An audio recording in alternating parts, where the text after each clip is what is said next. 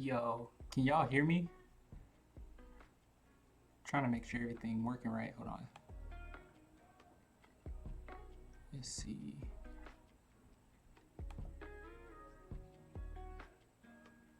What's up, bro? What's up, Ronnie? Can you hear me? Ooh, I think there's two chat boxes on here. Hold on.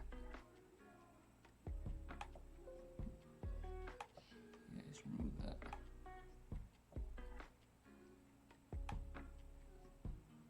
Can you hear music in the background? Like, is it, okay, cool. Is the music okay?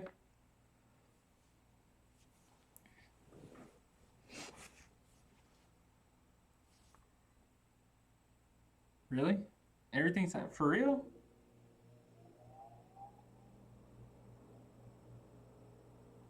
Oh, dope.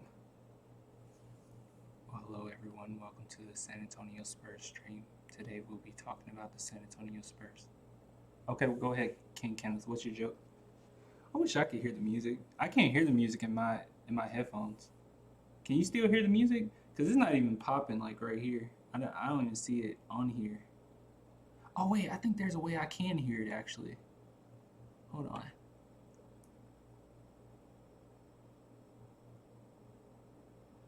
Jeremy Lin called Carmelo and there was no ring. Hold on. Actually, I need to move this over a little bit. It's kind of messed up. It's funny though. Wait a minute. Let's see if I can edit this so I can hear it. Because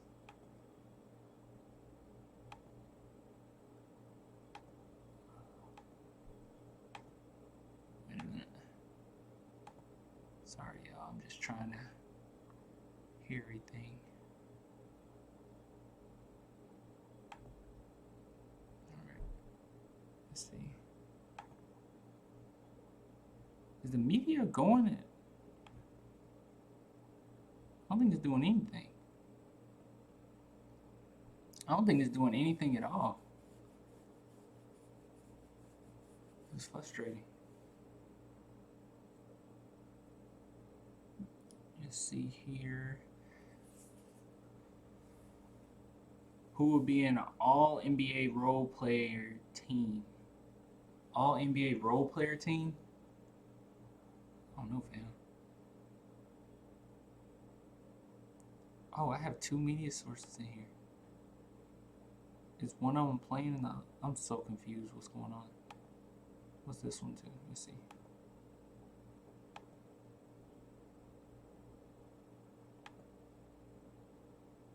Okay, what if I just got rid of both of them? Remove that. Guess we're just gonna wait for some people to get in. A lot of people don't get the notifications that it's even live, so I don't know what's going on. All right, let's see. I don't know what's going on with this media source, man. Unless I'm tripping. Let me see. Give me a second.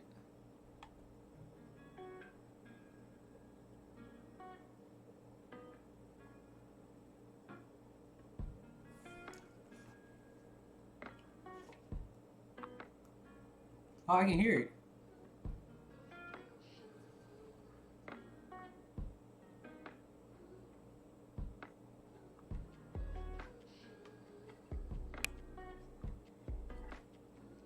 Oh, I can hear it. Cool. Yeah. Dude. I can hear it a little bit. Is it loud? It's not loud to me, but wait a minute. That ain't terrible. Let me see.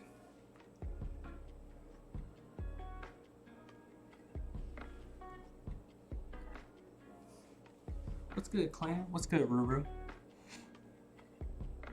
It's not loud. I didn't think so. Let me see. I'm just checking. Hey, we're Root. We can save you up to God, 50% on car insurance rates. Download the app and take Root for a ride today. We're Root. We can save you up to 50% on car insurance rates. Download the app.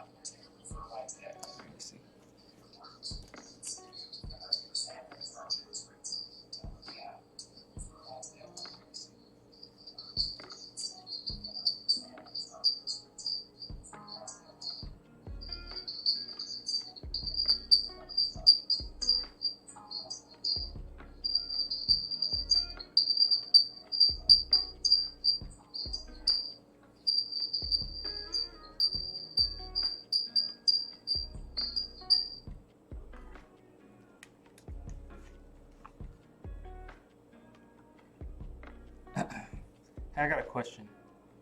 Um, are you? Wait a minute. Are you guys hearing like a screeching noise, or am I just tripping? Just because you not getting buckets doesn't mean you ain't a role player. You're just a non-versatile. It's a guy who. Oh, are you saying Lou Williams is a? Are you? What are we talking about? Talking about Lou. Damn, is he a six man? I don't think he's a six man. I mean, not six man. I don't think he's a role player.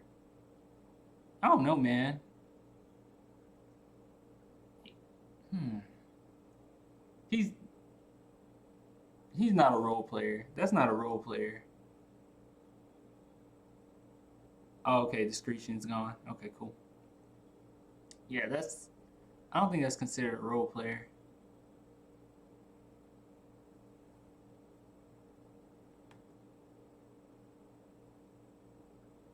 Yeah, that's not necessarily a role. Like, I mean, if we keep it that simple and we say that Lou Williams is a role player because his main job is to get buckets, I mean, what if I said, I don't know, what if I said Steph Curry is a role player because his main job is to shoot threes? Well, I guess he. I'm trying to think somebody more simpler. What about Rondo? Like Rajon Rondo? Like his main thing is slashing, playmaking. His main thing is to playmake. Like that's what he does. I mean, can we say that he's a role player because all he does is playmake? I mean, that's literally his job is to playmake. So you're saying Lou Will is a role player. Ruru thinks he is a role player. I don't know, man. I don't know about that one. That's a tough one. He's not the first option like Kawhi Leonard, Paul George will be. No. At times he can score better than both of them though. Lou is playing the mono role. And that's my thing. Manu wasn't a role player. Manu chose to be a role. Manu wasn't a role player though. I don't know. Maybe we just have two different definitions of what a role player is.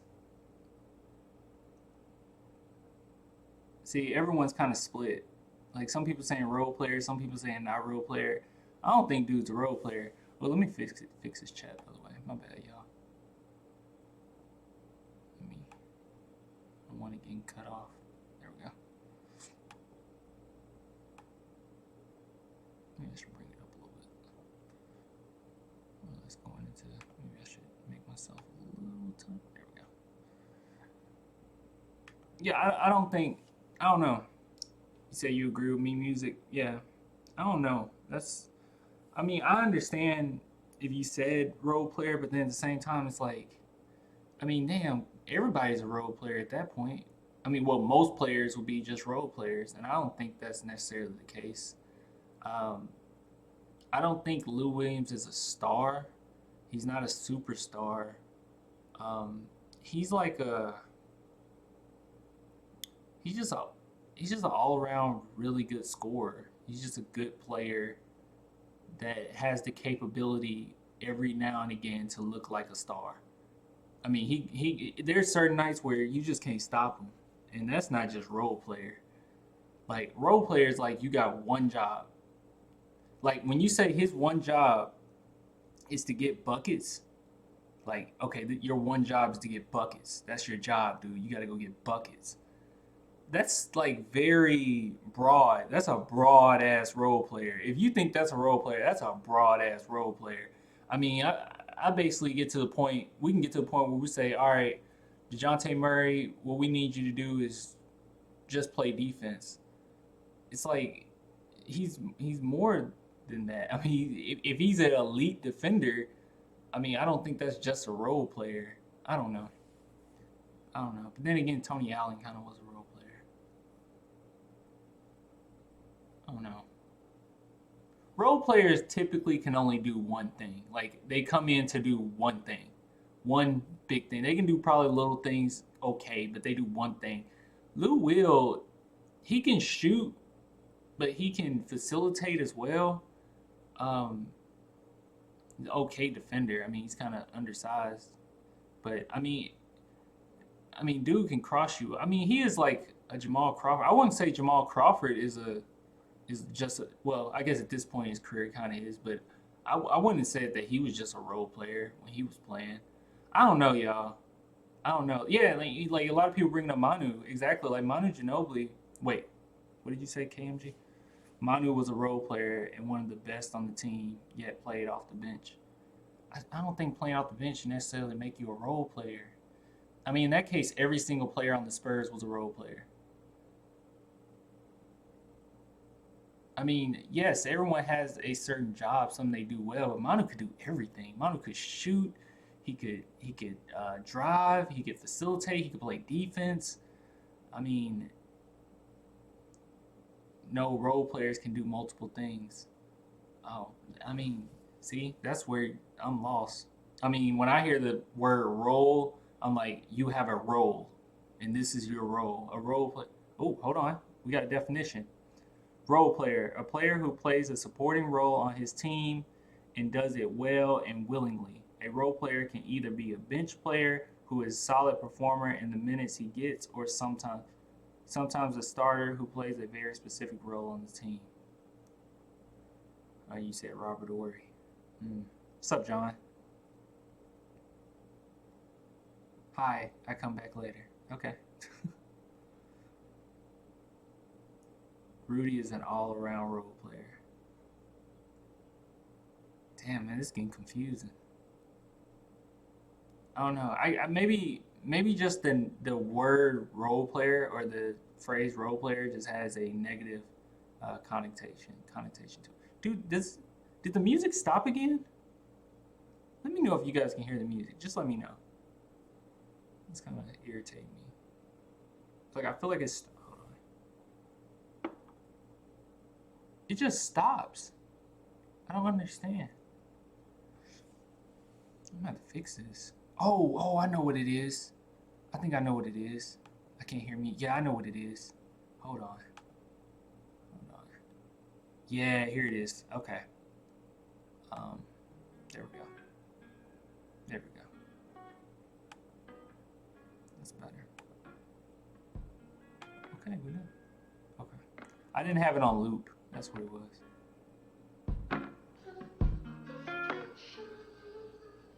I love that. Okay.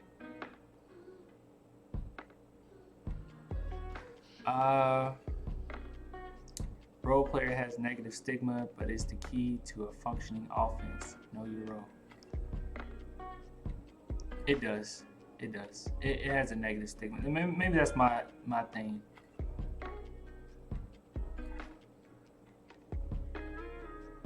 Wait, did you get my DM about what? The SI 100? Want to talk about that with the Spurs fan? Let me see. You sent that on I don't know if I got your DM.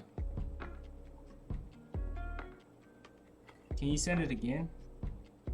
Send it again, Ruru. I don't think I got it.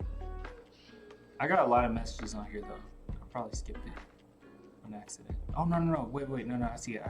5 days ago. You seen this list yet? Murray and White are in top 100. 95 and 91. Wow. Okay. We can look at this. I'm gonna leave it right here so I'll remember. We can look at that. I can go straight to it on yeah, we can look at that. I could Sports Illustrated top 100. Okay. Yeah, we're gonna look at that. Murray and White are in top 100. I wonder where DeMar is. Everyone in the NBA is a role player in your logic. Oh, what was the logic? Role player has an ML. Yeah, it's hard for me to just say certain players like Lou Williams is just a role player. Like, he just has one. I don't know. I mean, he plays his role well, but his role is something that a lot of people can't do. You know, like on certain nights he looked like the best scorer in the NBA. Like when he's hot, he's hotter than Steph and Curry. Like there's nothing you can do with him. I guess that's my thing. It's like I've seen flashes of Lou Williams being like amazing. It's hard for me to just say, okay, he's just a role player. Certain players, it's like, yeah, Kyle Korver, that's a role player. At some point, even though Kevin Love was a star, when he played with LeBron in Cleveland, he became a role player. Like the way he played was role player type play, especially in the finals when his role was just to get rebounds. Like, I don't know. Lou Williams, the stuff he does on any given night is like, I don't know, man. That's incredible. Listen to you from Vegas. Keep up the good work, bro. Thank you. I don't know why you listening to me in Vegas, my guy. You need to be enjoying Vegas. That's sensitive. Clan, any Spurs news we need to know? No. I got nothing. I actually messaged CG a week ago and he was like, yeah, man, there's nothing. And he was like, the Spurs are so quiet. He's like, I can't tell you anything. Like, there's nothing going on right now.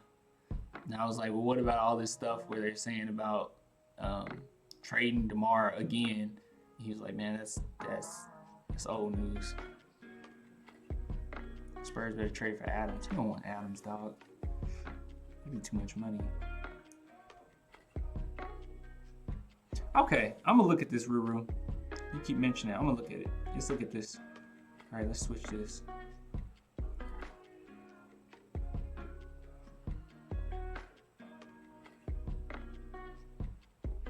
All right.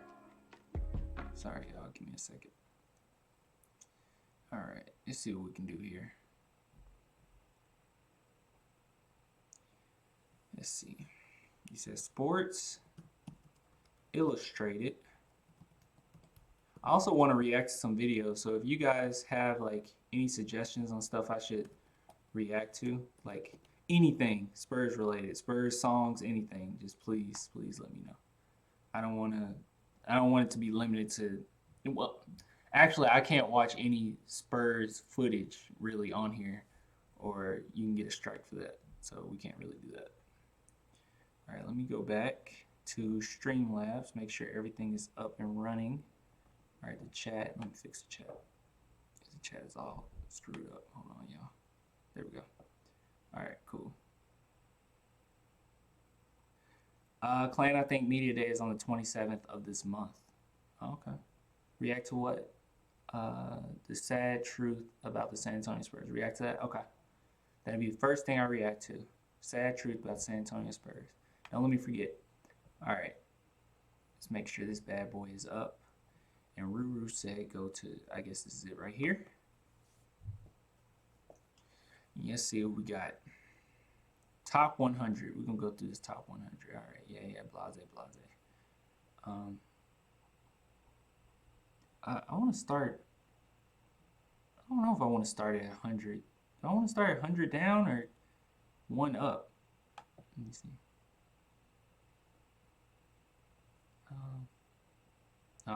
Okay. I mean, we can go down. I mean, they already got us going down, so let's go down. All right. So they got Andrew Wiggins at 100. Make sure the stream is still rolling. Let's see. Oh, thanks, Gio. Oh, let me fix that. I want it bigger than that. If somebody does this, when any of you guys donate, I want it big so we can see the big three. That's what I want. Yeah, I want to see the big three. Thanks, Gio. All right. All right, let's do it. Let's get into this. All right, 100. Andrew Wiggins. 99. Terrence Ross. Okay, this list already sucks. This list already sucks. I mean, I know we are 100, but how you gonna say Terrence Ross? Terrence Ross is not better than Andrew Wiggins. That's just stupid. I'm sorry. DeAndre Jordan, 98. Okay, I guess. Jared Allen. Okay. Okay. Kyle Kuzma. Okay. All right. You guys know I love me some Derek White, and let me go ahead and do something real quick. So just to make sure I'm seeing all the messages, because obviously this whole screen is taking up my stuff, so I can't see the chat. Um, Let me go to my channel, my phone, make sure I'm on the right. Maybe I should just see, turn that all the way down. Put it over there. All right, cool. Ross, a role player. Okay. See, now I got my chat right there. Hey, let me know. Is there any like craziness going on as far as like screeching or anything like that? I know sometimes there's like screeching, like I don't know. Ain't nobody saying that, so we cool. That Spurs fan White is not better than Kuzma. Yeah, that's where I was gonna get at. So 96. No, I do not want your magazine. Thank you very much. And Cam Newton was on the front, and he is hot garbage. All right. Here's my thing. Kyle Kuzma is an amazing, amazing talent. And thus far in the NBA, I just believe, me personally, that he's shown more promise coming into next season than DeJounte Murray and Derek White. Is he better than those two? I mean, that's yet to be seen. But as it stands right now, I would say Kyle Kuzma is a better player than those two. I mean, I mean that's just my opinion on it. I think from what he's shown, he has shown more promise and more overall talent than those two. Even though I love them being on the team, I just remember going against Kyle Kuzma as a Spurs fan, going against Kyle Kuzma. This is my perspective, and getting killed by the guy. And we're constantly getting killed by Kyle Kuzma. I haven't seen too many instances where offensively, um, Derek White and DeJounte Murray has just dominated offensively. I don't know. That's just my 2 cents. Um, oh, I just heard it. Ding, ding. Let me see. Oh, Geo again. Thanks, bro. You're amazing. Okay. Joe Harris at 90. Who makes this list? Maybe I should read these. Let's see. Let's see. Hold on. I'm giving the benefit of the doubt. Over the past 3 years, Joe Harris has emerged from the fringes of the league to making claims as the best shooters. Blah blah blah blah blah blah. I mean, that's a role player. Are we really at the point where we're saying Joe Harris is better than Kyle Kuzma? Okay, DeJounte Murray at 94. I won't argue with him being low. Um, oh my God, are you serious? Okay, fine. I can't argue too much. You know, DeJounte Murray didn't play. Spencer Dinwiddie at 92. Spencer Dinwiddie need to be higher than that. That's disrespectful. That dude can play. Okay, let's see. Derek White 91. Okay,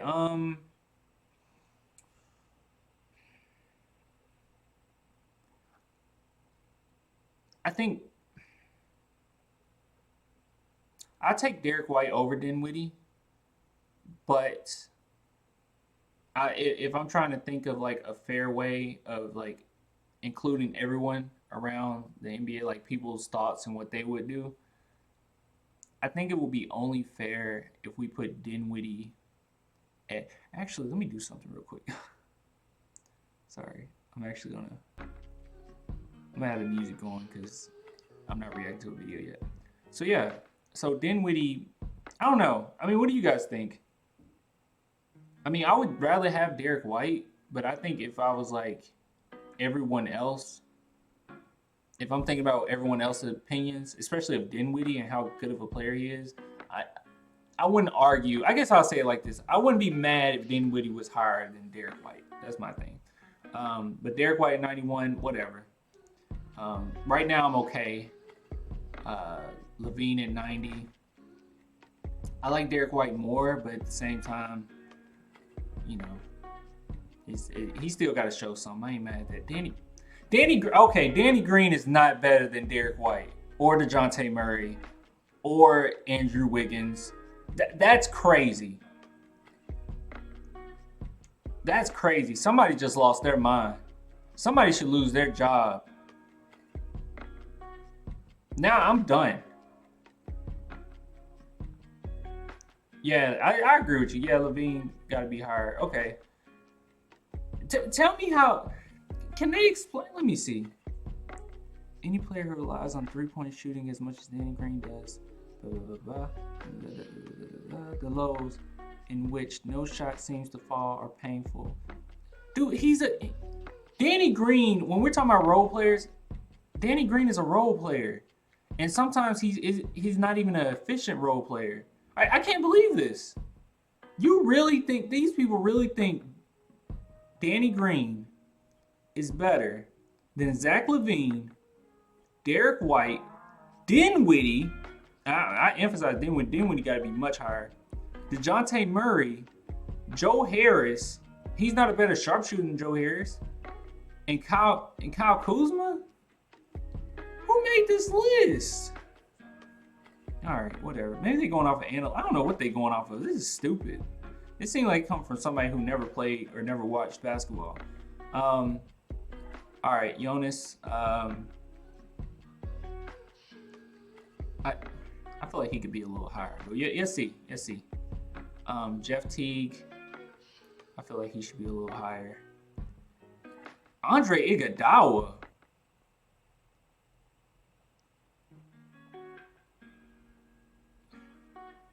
I don't know. This list is so messed up. It's like I can't even get my thoughts on it. It's not even close. Like, I mean, Andre Iguodala better than Derek White and DeJounte Murray. I mean, I'm trying to keep his Spurs here. I mean, I don't think he better. I mean, what do you guys think? Jonas over Iguodala. Yeah, most definitely, dog. LaVine is better than Iggy. I agree with that too. Yeah. I don't know what's going on with this. All right, let's see. Brandon Ingram. Okay. I mean, I'm not going to argue with Brandon Ingram. I think he should be maybe a little higher. Aminu. Aminu is better than Derek White and DeJounte Murray. Apparently. Aminu. Okay. Hold on. Jaren Jackson. Jaren Jackson is a bad man. He's on the come up, but damn. This is very disrespectful to Kyle Kuzma. And this is crazy, man. It's like they started off messing up. Aminu, a role player. Yeah, that's a role player. It's like they started off messing up their list. Like the list started off so jacked up till it's like it's over at this point. Marcus Smart. Maybe, I guess. I mean, if I was making a list, he'll probably be around the 80 range. Patrick Beverly, yeah, him and Marcus Smart be around the same. Hold on. Am I seeing a trend here? Are they packing players together? No, they're not. Okay. I was about to say, I was like, it's like they're thinking of a position and they're just like, oh yeah, this is a 3 and D, this is a 3 and D, let's put them together. I can't believe Danny Green is over some of those guys. That really pissed me off. Ibaka. He's not better than Patrick Beverly or Marcus Smart. I mean, he's a phenomenal player, but at this age, he's not better than that. He has some flashes in the playoffs and in the finals, but he's not better than those guys. I'm sorry. Julius Randle. Okay, I can't get mad at that. Okay, Nurkic. Okay, I ain't mad at that. Let's see here. Harrell. They really think Harrell's better than Patrick Beverly. This is stupid. This list is awful, y'all. I see why you wanted me to.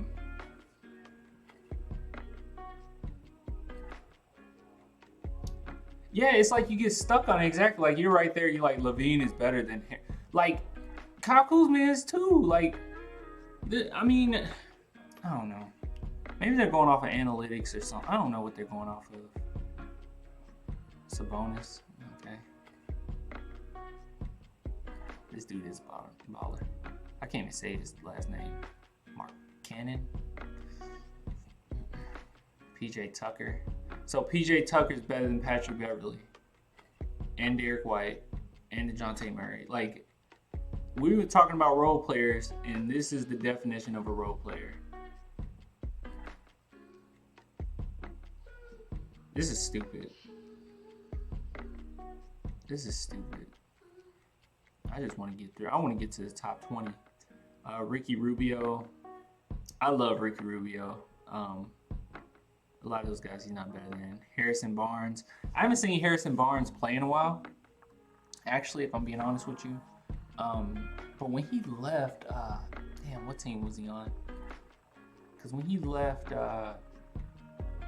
the Warriors, he became kind of a little mini star. So I don't know. Maybe he's been playing great. Josh Richardson.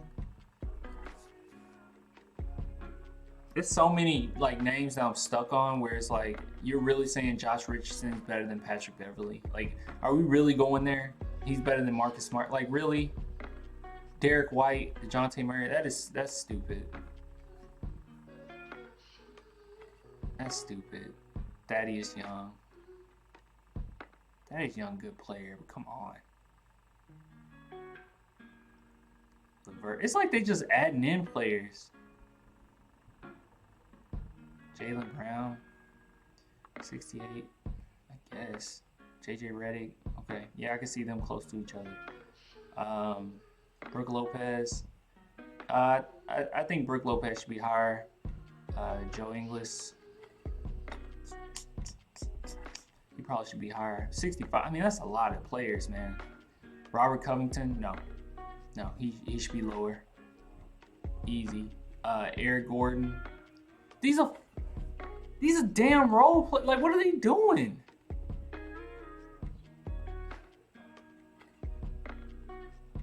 Like, really? Eric Gordon? Eric Gordon. Eric Gordon is better than Derek White.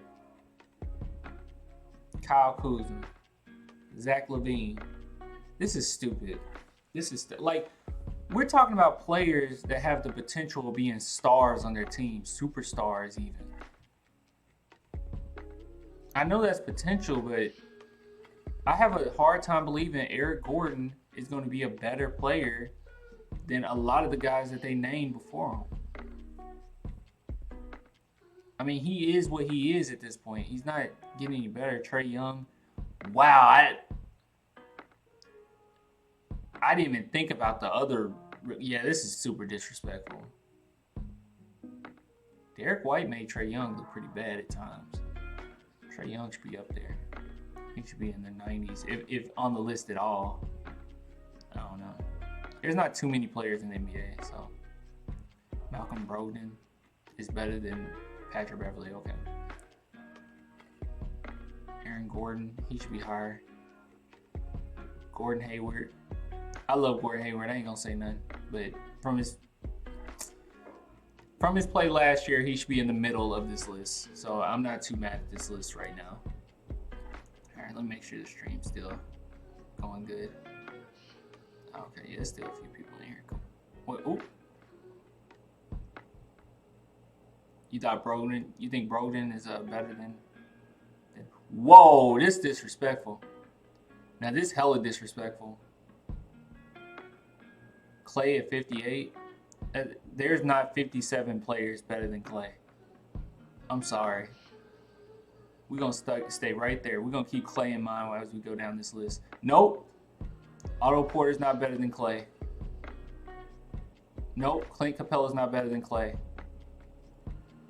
Hell no. Derek Favors is not better than Clay. This is stupid. This list is awful. Buddy Hield is not better than Clay. Lou Williams is not better than Clay. And Lou Williams should be higher too. Bojan Bogdanovic. He's not better than Clay though. This is stupid. John Collins is not better than Clay. Gallinari's not better than Clay. Hell no. This is crazy. Are y'all seeing what I'm seeing? Tobias Harris. I mean, you have an argument, maybe, but no, he's not better than Clay. This is crazy. Imagine having Derek Favors in the top 100 list. That's funny. Gary Harris is not better than Clay. Miles Turner. Come on. Are they serious? Do I even have to say the names anymore? This is stupid. Like, I knew right off the bat you're not going to be able to come up with that many players better than him. D'Angelo Russell's not better than Clay. Well, maybe. Maybe. And he should be higher. Paul Millsap? No. Marc Gasol? No. Marc Gasol's better than Klay Thompson? Who made this list? Who made this list? Kevin Love? Steven Adams is better than Klay. Oladipo, you have an argument with Oladipo. You have an argument. Jamal Murray, you might have an argument. Okay, we're starting to get in some pretty good players. Porzingis is not better than Klay. I'm sorry, y'all.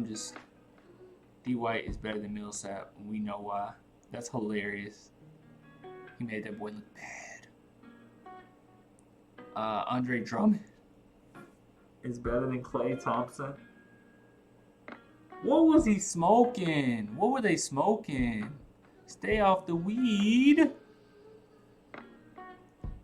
Jason Tatum, maybe. I mean, he has the potential to be better than Klay. Devin Booker, maybe. Devin Booker's a scoring machine. De'Aaron Fox is not better than Klay Thompson. It's like I'm stuck at Klay now. Hell no, CJ McCollum's not better than Klay. Come on. DeMar DeRozan. They put DeMar at 31. Let's see what they got to say about DeMar DeRozan. First off, he should be higher. Is he better than Klay? I'm on record saying that I felt like he was better than Klay. I'm on record saying that. I said it way before this, so. They dedicate his career to kind of mid-range shot. They just don't provide the best run. If DeRozan scores well, but his opponents score more efficiently, he'll lose. Isn't that? This is a stupid ass sentence. I'm sorry. Like, this sentence alone is stupid. If DeRozan scores well, but his opponents score more efficiently, he'll lose.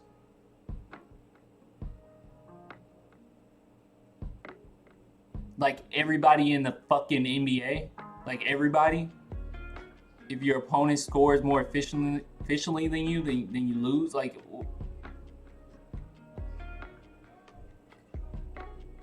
this is stupid. This is stupid. I'm not reading this. This is making me mad. Luka Doncic is not better than DeMar DeRozan. See, now I'm on this. Donovan Mitchell, I'll give you Donovan Mitchell. If you want to say Donovan Mitchell is better than DeRozan, I'll give you Donovan. Kyle Lowry, he's not better than DeRozan. Chris Middleton is not better than DeRozan. Mike Conley is not better than DeRozan. Drew Holiday can ball. He's a really good two-way. Maybe.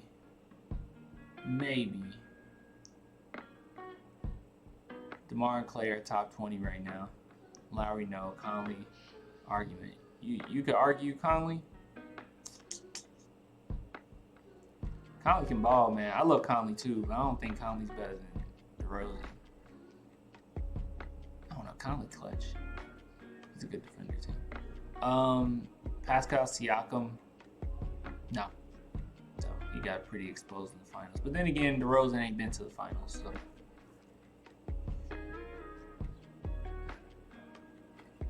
Yeah, ring will have people blind. Yeah, I noticed that too. I mean, you putting Ibaka over certain people. You putting Siakam over a lot of people. I mean, you said Siakam the 24th best player in the NBA. Hey, what's up, MD God?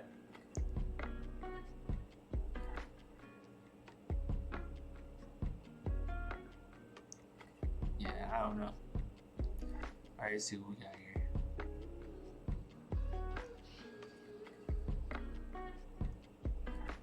All right, we got Ben Simmons at 23. All right, that's fair, I guess. Is he better than DeRozan? Possibly, yeah. If he had a jump shot? I mean, that's like definite. Like, yeah, he's better.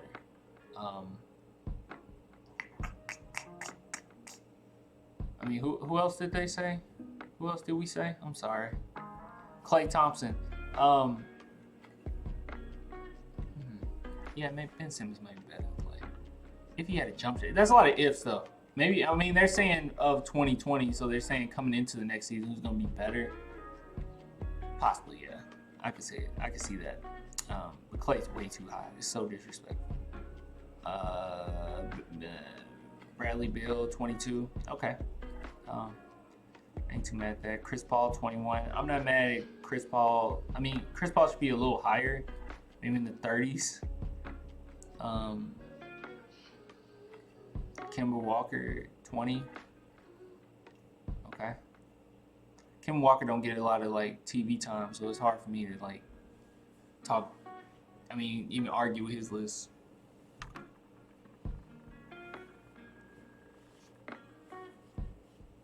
Paul overrated. Chris Paul's he's not overrated. I mean, I think he's an awful teammate. I don't think he's like fun to play with, but I don't think he's overrated as far as a player. Yeah. Blake Griffin at 19. Okay. I mean, I wouldn't. I mean, Blake would be in the 30s, maybe 40s for me. Al Horford, no, dude. Al Horford's not better than Blake. He's not better than Ben Simmons. He's not better than Klay. This list is all the way jacked up. Draymond Green at 17. I respect Draymond Green, but this year he won the Draymond Green we've seen before. LaMarcus Aldridge. I love LA. I forgot all about that. LA should be on this list. DeRozan should be higher than LA, in my opinion. Let's see what they say about LA. LA is 16. I'm not mad at that, but there's some play. I mean, I don't think LA is better than Ben Simmons. Aldridge too high. Yeah, that's what I think. Yeah, Bill isn't better either. Yeah, I don't know about that. All right, let me see what they say though.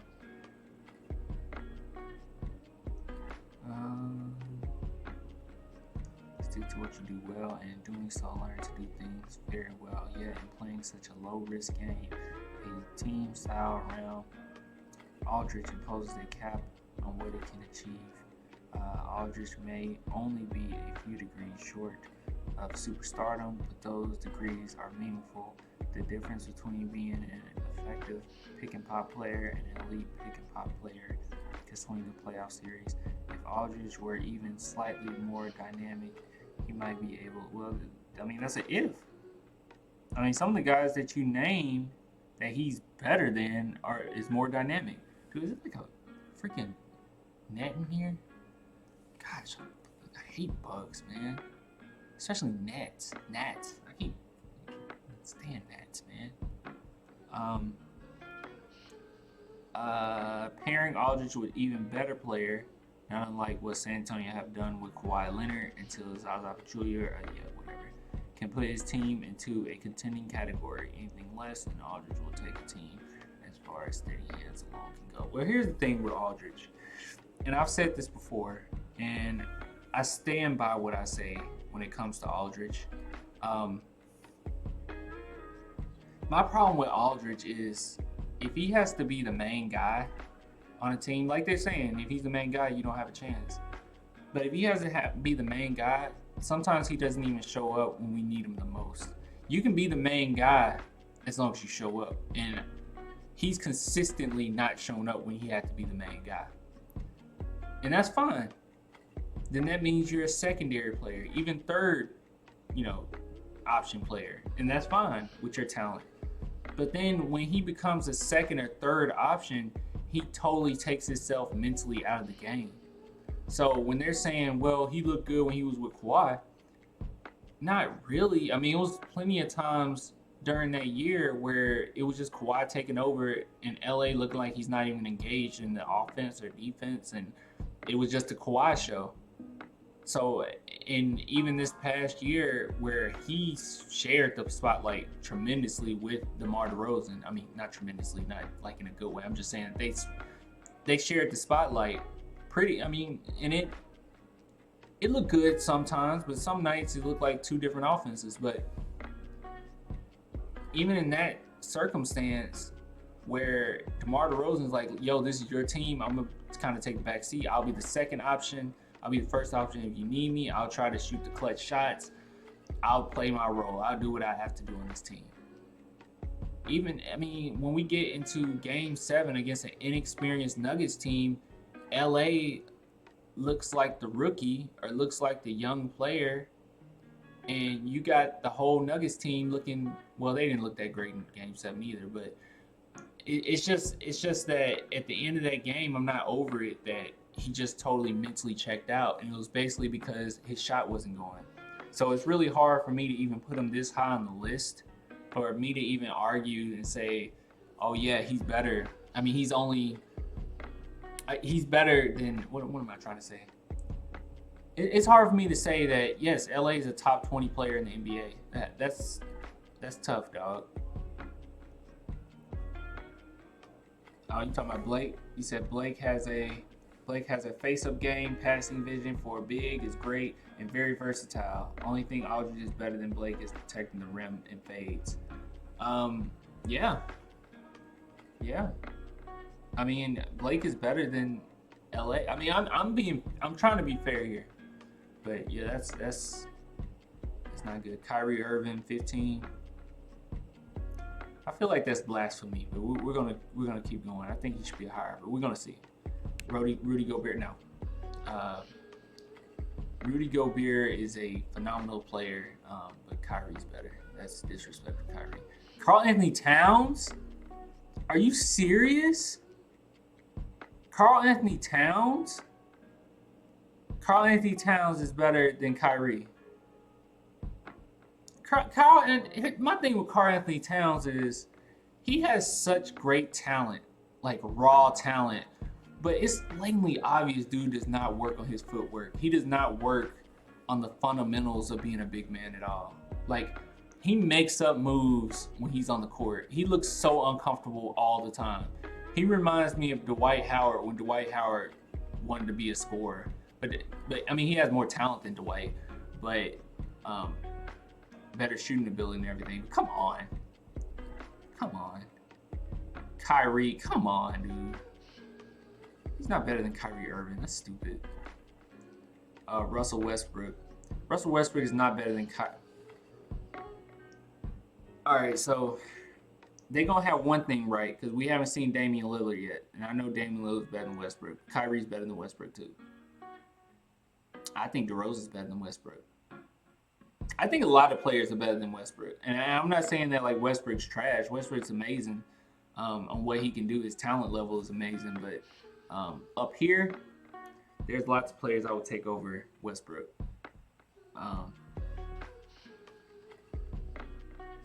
Jimmy Butler. All the while, we're naming all these players, and they think that all these players are better than Clay. That's crazy to me. I'm not mad at Jimmy Butler's thing. I think Jimmy Butler should be a little high or a little lower, like maybe a little bit. But what'd you say? What did Ruru say? Y'all bugging. Not taking Blake over LA. No day. Blake is injury prone. You wouldn't take Blake over LA? Blake is 30. Those are above listed qualities, the ability to be able-bodied. I mean, look, Blake. I'm gonna keep reading this list, but I can go back to that. Blake. The reason why I would say Blake over LA is because dude can. Okay, see, some people agree with you. Agree with Ruru. I'm sorry. I'm not taking. I can't take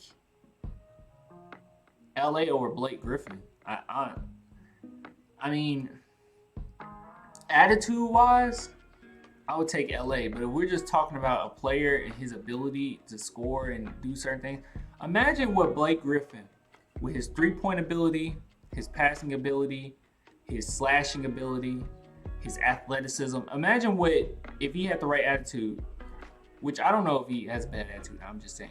If he has the right attitude, imagine what Pop could do with a Blake Griffin. Like, I'm thinking about it in that perspective too, because you take a LA whose main thing is fadeaway shot. He can get to the rim. He has a great attitude, family guy, a really good guy. So he doesn't have the Spur mentality as far as competitiveness, but he definitely is like a Spur as far as personality and character. But he's an okay defender. He rebounds really when he wants to. Like he can get out there and rebound, but it's really when he wants to. But his main thing is a fadeaway shot that when it's hot, you can't touch it. But that's about it as far as LA. I mean, LA doesn't have, and he's aging. He doesn't have a game where it's like he could just dominate. Like there's certain games this season, don't get me wrong, he had games this season where he dominated. The 50-some point game was like crazy. But you take somebody like Blake Griffin and you put him with Pop, I mean, Pop will be able to use him for so much stuff. I mean, so much stuff. I mean, it's hard for me to say that LA is better than Blake Griffin, you know? I mean, even when I think back at that game, what game was it? I don't even know if we had LA yet. I don't think we had LA yet. But that game where Blake Griffin just dominated us, like he dunked on Aaron Baines like 20 times. It was just like, this talent is unstoppable. It's demoralizing. Portland, LA, and Spurs, LA over Clippers, Blake, and Detroit, Blake. No. I think I'm taking Blake over LA. I gotta take Blake, y'all. I gotta take Blake. Okay, let's keep going. Let's go ahead and finish this list. So 10. Dame Lillard, 10. That's fair. I'm not mad at that. Paul George, 9. Whatever. I mean, that's fine, I guess. Nikola Jokic. Dude can ball the hell out, man. I'm glad he's getting some recognition. He's better than Kyrie. Joel Embiid. Joel Embiid is not better than Jokic. I'm sorry. And I know that's like a debate because people have talked about that. I don't think Joel Embiid, he has the talent, man, but I just do not believe in him. Like, I used to love Joel Embiid, and now it's like every time he has a chance to like show us something, he shows us nothing. Like on the bigger stages, he kind of just shows us nothing. He just kind of fades off. Embiid over Jokic. I wouldn't take Embiid over Jokic. I'll take Jokic over Embiid. I mean, I don't think they're that far apart from each other, but I mean, that's just me. Anthony Davis at 6, that's fair. James Harden at 5, okay. I mean, I'm not gonna argue. Steph at 4, okay. LeBron at 3. Don't tell me they're gonna put Kawhi. I bet you Kawhi gonna be 2. Without even looking at it, I bet you Giannis gonna be 1. Which wouldn't even make sense. It wouldn't even make sense. I'm not gonna harp on Kawhi because you know how I feel about Kawhi. I don't know, man. I mean, Giannis. If Giannis get a jump shot, it's a lot of ifs. If he has a jump shot, yeah.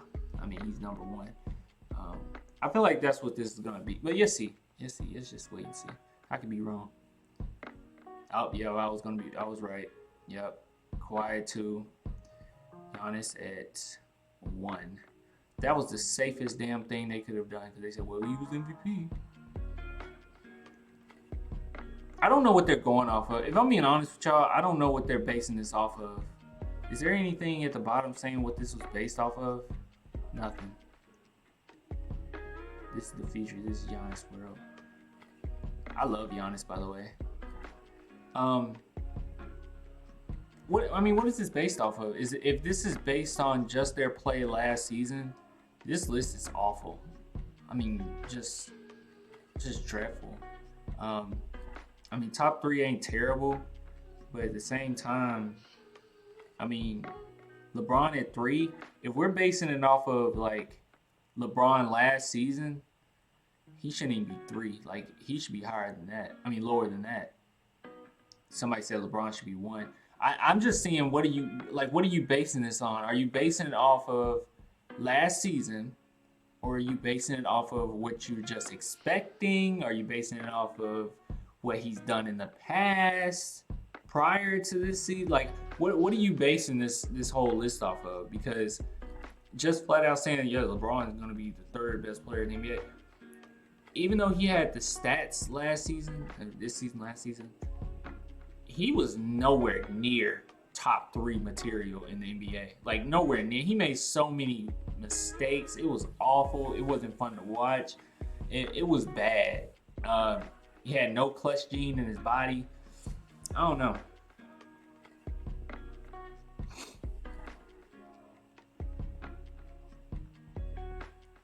Giannis 1, he got MVP. So that's what I'm saying. It sounds like if you put Giannis at 1, it sounds like you're basing it off of,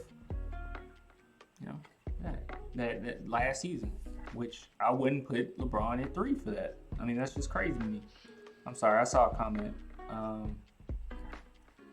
Clan react to the sad truth. Oh yeah, I got you. I'll do that.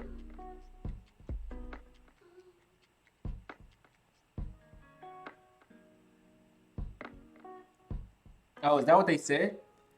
They put Giannis because Leonard had load management? Oh, yeah. Let me say something about Kawhi. And this is going to be, I guess, screw it. If you call me a hater, I'm a hater. Last season, I watched a lot of games. I watched a lot of Toronto games. And, of course, I hate watched because I wanted Kawhi to lose, obviously. But Kawhi, even in the playoffs, like, he hit that big shot where everybody was like, oh my God, that was amazing. But if you really paid attention after that, and you paid attention to the fourth quarters of games, Kawhi kind of wasn't there that often. I don't know. Maybe I'm just tripping, but he wasn't really there like that. Oh, let me scroll this down. All right, let's watch this. Let's watch this video. He said it's called The Sad Truth. All right, I'm gonna mute this music for a minute. And you said it's on, well, I guess I need to go to YouTube right here, right? See what we got.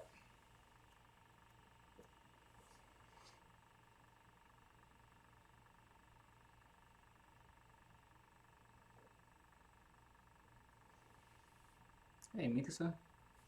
My cat in here. I don't have a collar on her. Ow. God, that hurt. I'm sorry if that hurt your ears. Okay, what was that? Donate. Oh, man. Gio, you a G. I really appreciate it. Thanks for the donation, man. Thanks for the super chat. I appreciate it. As you can see, I was looking up like fleas and all kinds of stuff. All right, what was I looking up? Sad truth. Sad truth about Spurs. By the way, the reason I was looking up fleas because my cat was scratching herself like crazy the past few days, and I saw a patch like on her hind leg, and I was like, dude. So I went straight. Oh wait, I think no, I already reacted to this. I already reacted to that. I reacted to that last time. Want to see my reaction? Yeah, I already reacted to it. I can't react to it again.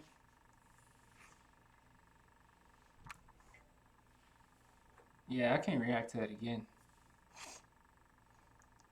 Let's see what happens when I type in San Antonio Spurs.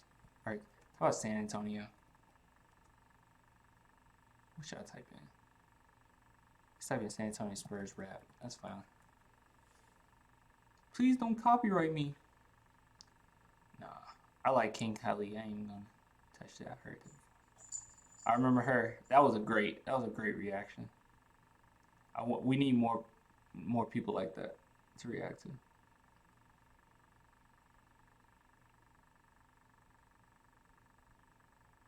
Go back and watch it. Go back and watch what? I don't want to react to it twice, man. It was stupid. It was boring. 5 on it. Is he using the 5 on it beat? Yeah, 5 on it. Yeah, you already know. We Holland go, Spurs go. From the top to the first row. No new fans. For everybody been loyal. Show G. I take a trip to SA whenever I can. Rockin' a Spurs snapback, white tee and black pants, but the AT&T Center stay jam-packed. No doubt about it, bro. We got the most loyal fans. Seen them fail, seen them triumph, and still. I don't know. I'm a stickler for that, man. I'm a stickler for that. You gotta rhyme. I'm a stickler for that. Whenever I can, rockin' a Spurs snapback, white tee and black pants. Might get copyrighted. I don't think I can copyright this. No doubt about it, bro. We got the most loyal fans. Seen them fail, seen them triumph, and still we stand. Black and silver all day. Let's make it 5-time champs. Got the best sport of all time in that boy Timmy D. Tony Parker gotta be the best point guard in the league. And worried about MVP. 2014, Tony Parker wasn't the best point guard in the league. I'm bored.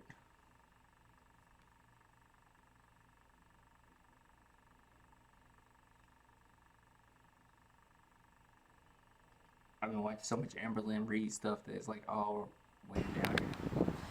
All right, live at the AT&T Center right over here in just southeast of downtown San Antonio. It's your boy DJ Roger Mendez, and I'm coming to you to let you know that first off, I want to say to all the Spurs fans that we had a terrific season. Okay, I don't think that I'm done.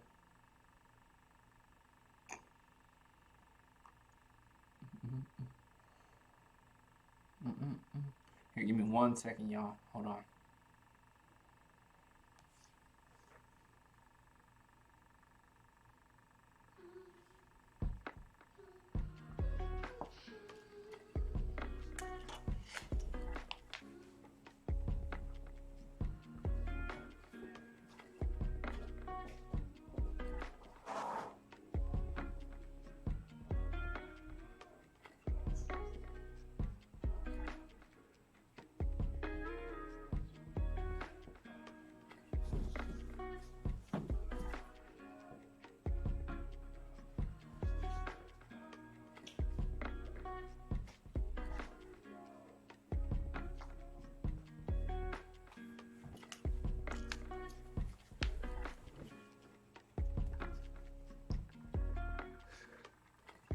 All right.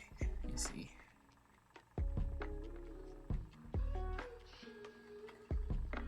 Okay. Actually, let's see. See what we can do here.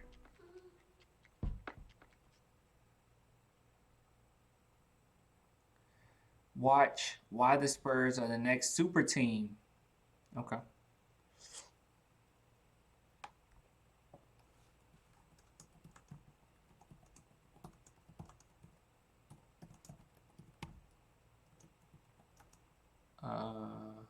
What did you say? You say soggy? Is that what you said? Soggy Sports. 1 week ago. Okay. I'm interested. Hey, how's it going, YouTube? I'm back in the video, and today I'm going to be talking about how the San Antonio Spurs could potentially be the next super team. Now, like I do for every single one of these type of videos I do make on this channel, this is a series I've been doing for the past couple years now, where I go through the best strengths for every single team in the NBA. The series is called the Next Super Team Series, which means I'll be giving some reasons, or the best strengths of the Spurs team, and saying how they could potentially be a very good team next year. Now, keep in mind, I make this type of video for every single team in the NBA, including the Knicks, the Suns, and a whole bunch of other bad teams, including all the good and all the worst teams in the NBA. So even though I did say this, I can guarantee you there will be at least one person in the comment section that says they will not be the next super team.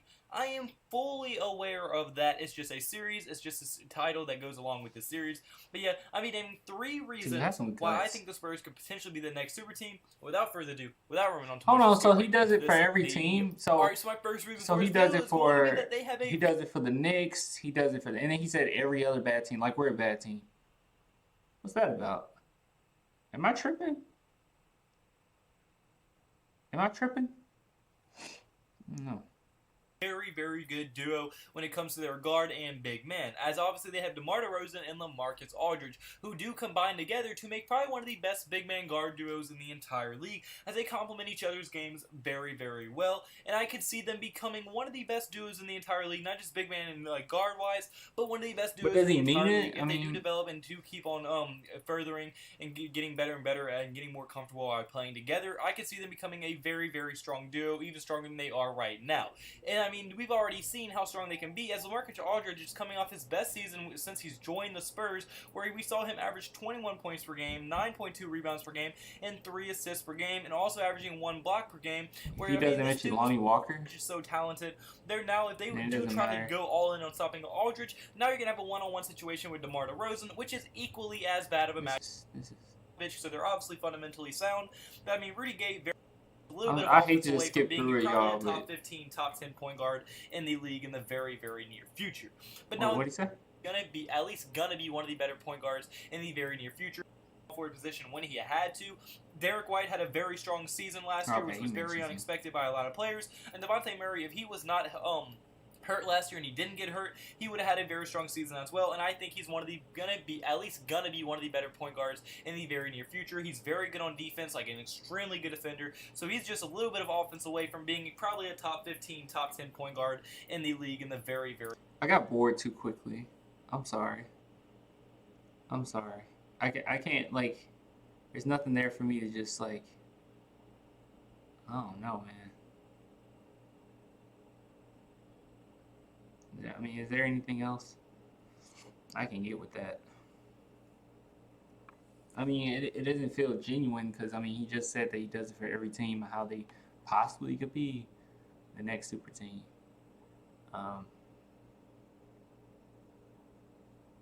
Yeah, I don't know. I mean, it's very simple. I mean, I could tell you, like, how we could be the next super team.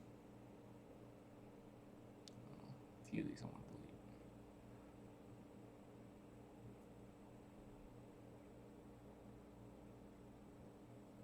What's next for the San Antonio Spurs? I think I saw that one.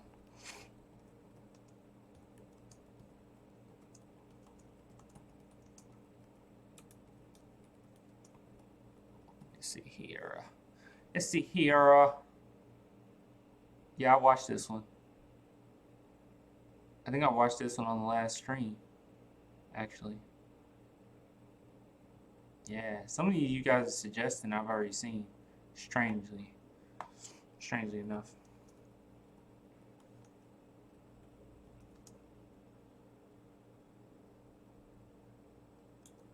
Let's see here. I don't know, type in. I got 5 on it.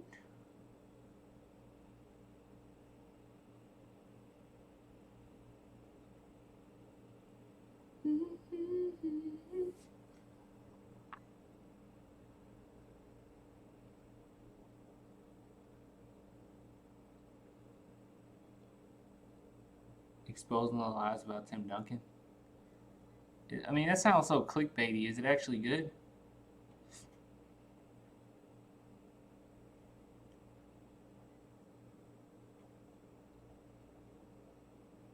How did you like the showing from Mezzi? I thought Mezzi did really well. I mean, just from the few clips that I've seen from him, he looked really aggressive. He was way more athletic than I've seen. So yeah, I mean, he looked good. I wouldn't really go back on what I felt as far as certain stuff. I want to. You know what I really want to see, y'all? I want to see other Spurs fans' thoughts on things on the Spurs, and I want to react to that, if that's okay. So like, give me some, and I know it's not many of them, but give me some Spurs YouTubers. Yeah, give me some Spurs YouTubers, and then I'm gonna look them up.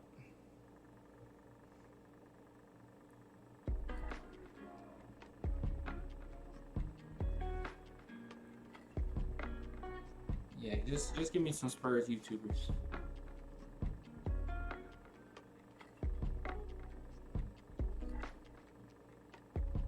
What up, Clan? What's up, Jonathan?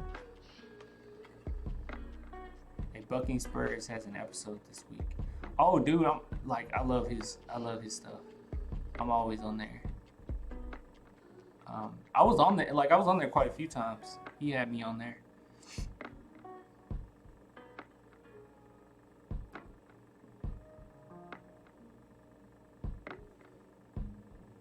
I don't want to just play their stuff like that though.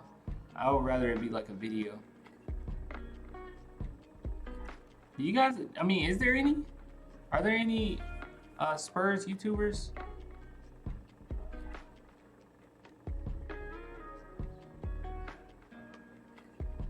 I mean, is there?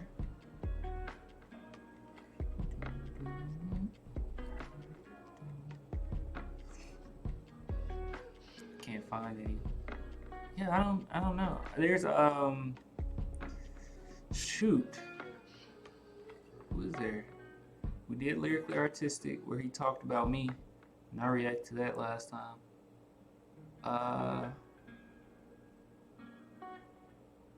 What's up, everyone? What's up, Clan? What's up, Juan? Juan, do you know any other Spurs YouTubers? I want to react to somebody's like thoughts on stuff.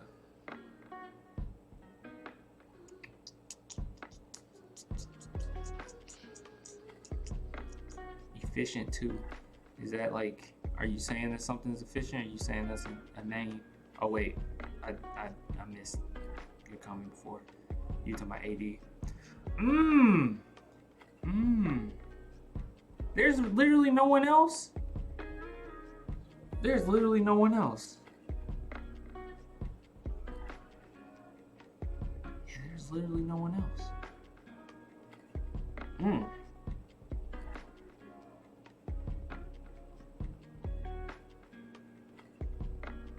Oh, DC Tree.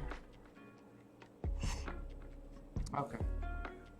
Okay, that's fine. Let's do that. Let's do DC Tree. I used to watch a little bit of DC Tree.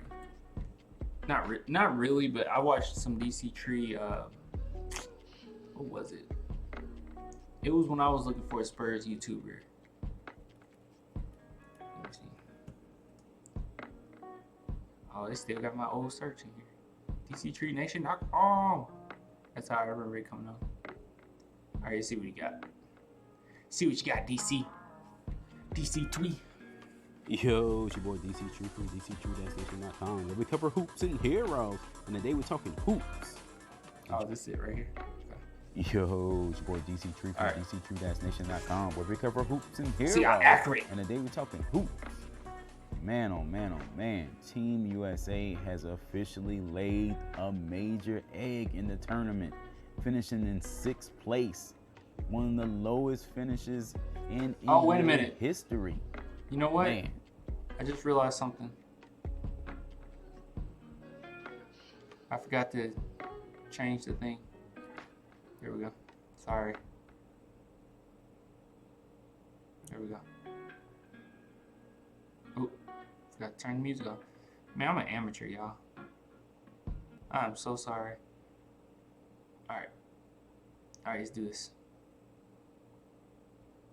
All right. See what we got here. And Derek White is a part of that. I was hoping Team USA would go beyond expectations just for the sake of Derek White. And it's a tough thing to swallow because obviously Same. I totally agree. Like, that was my main thing. It was like, this is a stage where Derek White could show everybody what he's capable of, and it just didn't work out that way. It's really unfortunate. I agree. That was like my main thing. I wish that they would have went farther just for Derek White so he could showcase some things, but I don't know.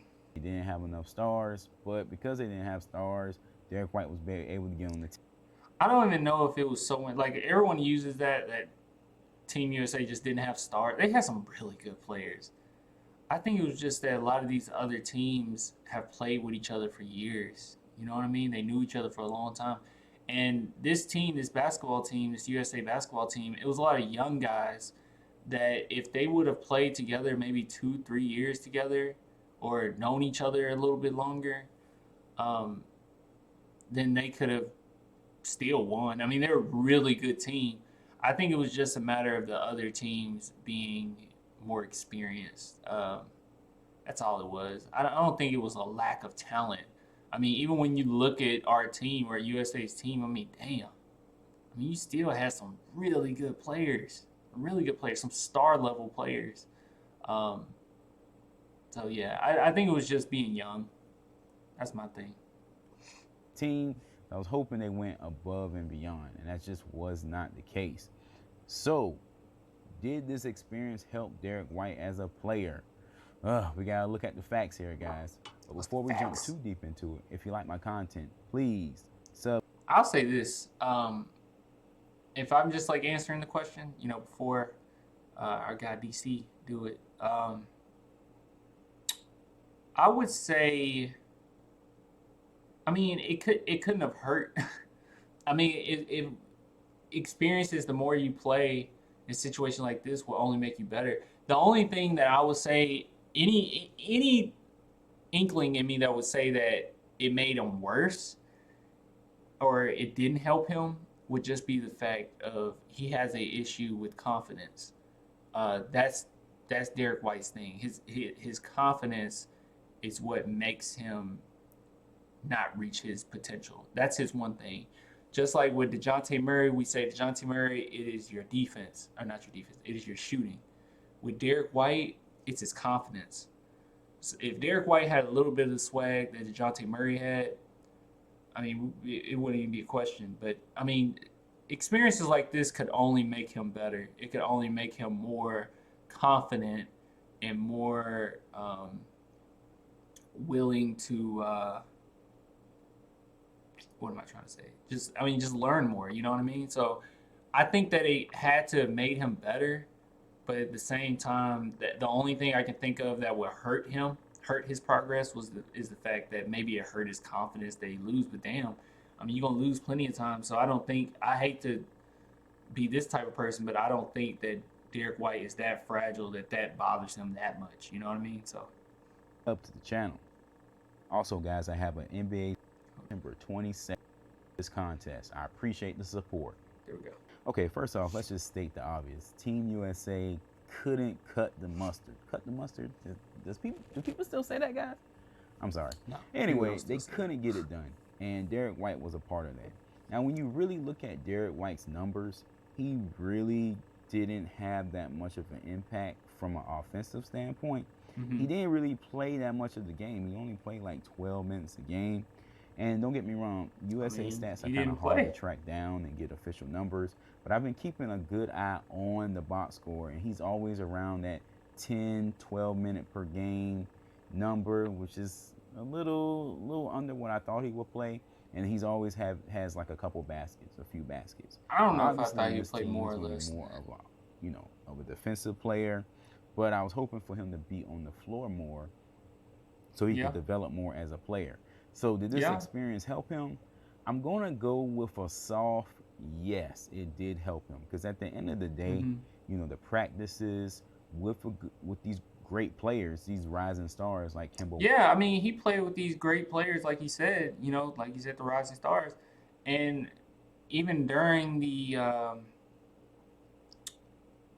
yeah, even during the practices and the scrimmages, I mean, he showed them out. So, I mean, all I get from this is that Derek White can show out players in the NBA, and that's all that matters. Because, I mean, yeah, you're playing players from around the world, but when it comes down to it, when you go into the season, the playoffs, trying to get to the finals, you're going to go against other NBA players. So as long as he can beat NBA players up here, because he plays a very methodical type game. He's a really good point guard. And he plays a methodical type game. He's quick on his feet. And if he can make guys like this look bad at times, that's all I could ask for. And I don't think USA necessarily helped him as far as his game is concerned. If I'm being honest, I don't think it made his game better. I mean, he has a complete game already. Maybe he had a few talks with Pop and learned things here and there. But I think for the most part, as far as if it helped him, the only way I could see it helping him is his confidence. That's the main way it would have helped him, if it helped him. And I think it did. So Walker, like Donovan Mitchell, these guys, that can't help but help him in that sense. yeah, Now, do I feel like I wish he would have got more playing time to go against, better talent? Yes. But I think this is a win for Derek White personally.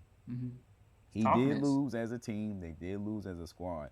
But you gotta look at this way. It's almost it's just like when DeJounte plays with LeBron or plays with Chris Paul and trains with those guys. This is Derek White's version of this, and he had Pop with him. So I'm pretty sure Derek White and Pop became closer in this equation. True. So I think he has some positive things to bring to the Spurs. He showed a lot of toughness too, man. I was hoping they went further. I was hoping they did better. And I was hoping, Derek White had like a breakout performance, but his performance was pretty mellow. It was pretty mellow. Speaking of mellow, they probably should have put him on the team, but that's a video for another day. That's a video for another day. No, they should not. Okay, to be fair though to Derek White, when he got the playing time, he did perform. Kemba Walker was out against Poland. Derek White started, stepped in, led the team in assists, got the team going. Derek White is low key anyway. You know what I mean? Like he's the type of player where, if you need him, he's gonna be there. If you don't, I mean, then he's gonna do whatever you need him to do.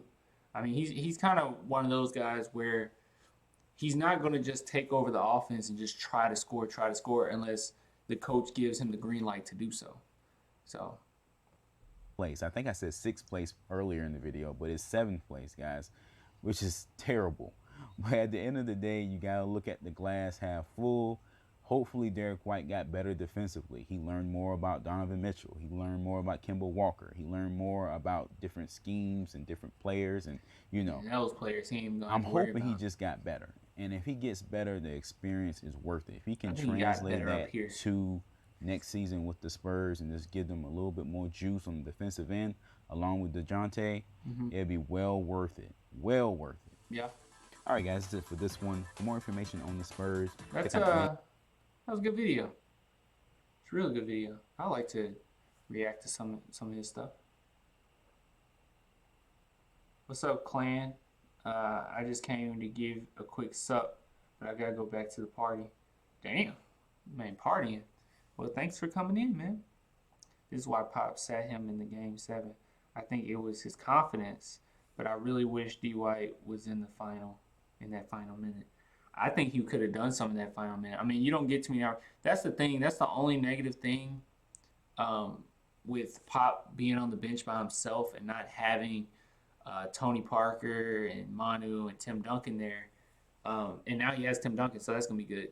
But I think that too often Popovich goes off of like what Popovich knows rather than going off of what an assistant coach says, or what someone else might think, because Popovich has been so successful till, he's the head honcho, and it's going to be hard for him to take heed of what someone else might say. I'm not saying anybody said anything to Pop. I'm just saying, and that's another thing. They might not even said anything to Pop because he's Pop. they might have been like, Pop knows what he's talking about. But I think if Manu, Tony, or Tim Duncan was on that team, I think they would have had talks about Derek White. I think that those three guys would have talked to Derek White. I think Derek White would have had more of a leadership figure to talk him through stretches where he doesn't feel confident. You know what I mean? Like, I went to a Grizzlies game, and I guess it was the first game, or it was in Memphis because I'm from Memphis. And I'm going to try to make the other Spurs games in Memphis. That's the only ones I can really go to, living in Kentucky now. But, yeah, so I was watching the game. I was at the game, and I noticed that Derek White got in foul trouble. You guys probably remember this. He got in bad foul trouble. And I kid you not, it was halftime. He came back, and he was still upset about his foul trouble. He came back, and he sat on the bench looking upset. He got up. He just looked so irritated and grabbing his head and just like, oh, my God, I can't believe I got these fouls. And Popovich was the one to come talk to him. And it wasn't any other players that was really talking to him, taking them by the hand, taking them by the collar and say, hey, man, listen, you can ball, you're good, you can play. Just let the game come to you. And he didn't really have that. He got it from Pop, but he didn't get it from the other players. So my thing is, I think that Derek White having Tim Duncan on the bench, or Tim Duncan talking to him as being a player, and them both being fundamentally sound in their two positions, I think Tim Duncan gonna have a lot of respect for Derek White. I think that he needed a Derek White, and I really did. I mean, I think Derek White needed a Tim Duncan for sure, and I think that those guys would have made sure he had the confidence, and would have made sure to tell Pop, hey Pop, we believe in this guy to be out here with us in this final moment. But we don't have that. So, it's unfortunate that he didn't play. And he should have played in the final minutes, like you said. But tis what it is.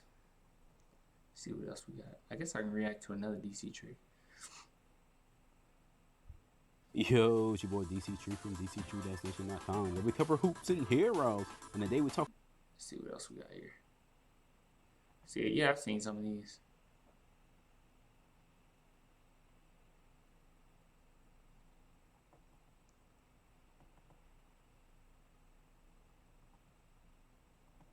I've seen all these. Let me go back to the chat. The chat. Let's see.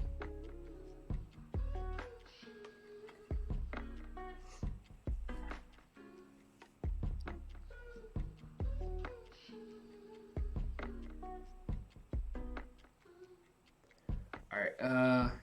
Let's see. It's 152 game. Now y'all on your own conversations. Jazz are super underrated or underrated. Yeah, they are. It's going to be tough.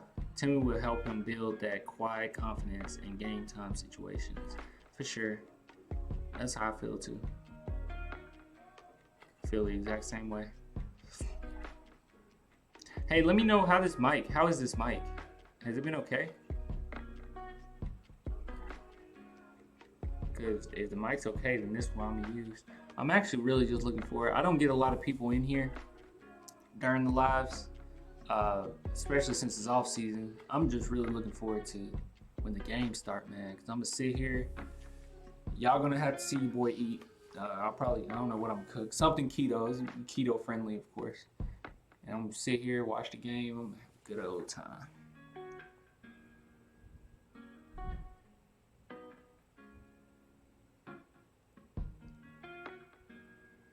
Well, y'all, it's getting kind of late.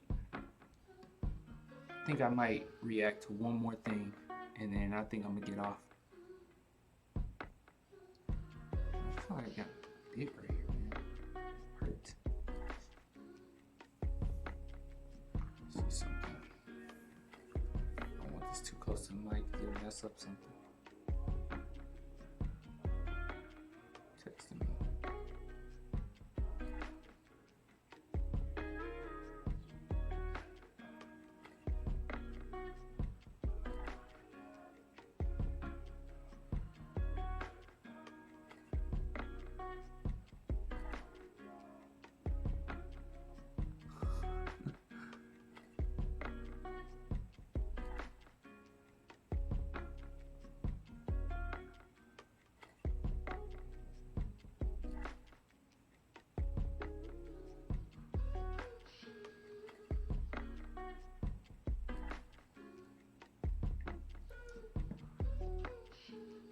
talking about me? Did I hear about Ledbetter? What happened with Ledbetter? I'll look him up now.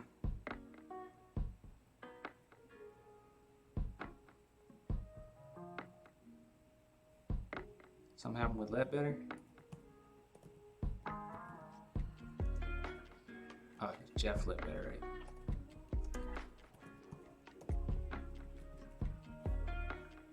I'm Jeff Ledbetter. Oh, I didn't know about this. 2 days ago, Spurs signed sharpshooter, but they always do this, don't they? Oh no, people. I don't know. I didn't know about this. I just said post about Jeff Ledbetter. That is so crazy. I have just posted about him. Senators signed free agent combo guard Jeff Ledbetter to exhibit that. Ledbetter is 31 years old and spent most of his pro career playing in the G League, making a name for himself with this strong outside shooting. Minimum idea includes exhibiting attachment, which allows teams to convert to two-way deal as they see fit. Ledbetter will seem likely to head back to Aston and start the season. Okay. I feel like he's had that before, though, Ruru. I don't feel like this is the first time. I could be wrong, though. That's cool, though. I love Ledbetter. Yeah, I love Ledbetter. But my thing with Ledbetter, and it's not like negative, it's just what I see when I see him play. When I see Ledbetter play, he reminds me of those guys who's like great coaches, because that's really what his role is with Spurs at this point. They bring in young guys. They bring in young guys for summer league or whatever. He works out with them, plays with them, teaches them a lot. He's a pretty good, leader to guide them or whatever. But he plays like he's so fundamentally sound. That's the thing. He's super fundamentally sound. I don't think that he has like the same level of talent as an NBA player would have, but I think that his ability to be so fundamental and know the game of basketball so well allows him to even be able to play with those type of guys. You know what I mean? I love him though. I would love for him to even make the team if they could find a way. But our team kind of stacked. I think we're better than the Warriors. Bro, what? We're better than the Warriors, Diamond. Yeah, we're most definitely. They had the best point guard in the league. Look, we're better than the Warriors right now. I mean, Warriors don't have Clay. Just lost KD. They have D'Lo, but you don't know if that's going to work out, how that's going to work yet. And yes, they have Steph Curry. I don't think Steph Curry is the best point guard in the league, but he's definitely one of the best guards in the league, period. He's the best shooter ever, probably, more than likely, especially regular season. You're crazy if you think the Spurs are better than the Warriors. I personally think the Spurs are better than the Warriors. Like, I really do believe that. I believe that the Spurs are better than the Warriors. The Spurs have better defense going into the next season.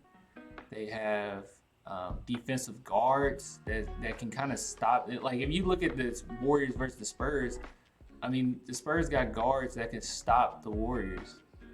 I mean, we can slow down Steph with DeJounte Murray and Derek White switching off of him back. Man, I mean, he's done. I mean, you got a lot of options. As far as D'Angelo Russell, I mean, you can put DeMar Carroll on him, and our depth is just way better than them. I mean, and as far as coaching, come on, Pop better than Steve Kerr, but I just, come on. I don't think it's too crazy to say that we're better than the Warriors. What point guard is better than Steph?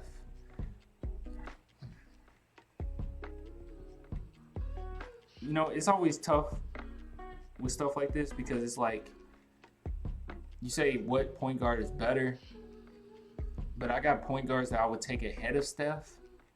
But as far as who's better than Steph, point guard's better than Steph, I think Kyrie is better than Steph. I think Kyrie in the right And I don't know what's up with Kyrie this last season. I don't know what's going on with him mentally, but overall, I think Kyrie makes a better point guard. I mean, I think Kyrie's a better player. I don't know if he makes a better point guard. He's a better player. Here, that's a fun question, though. That's a fair question.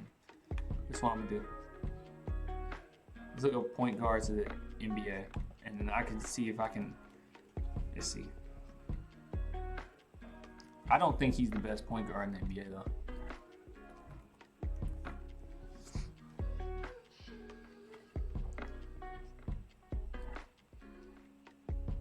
I think James Harden there.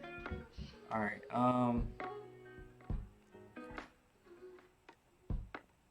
Why is this list so small?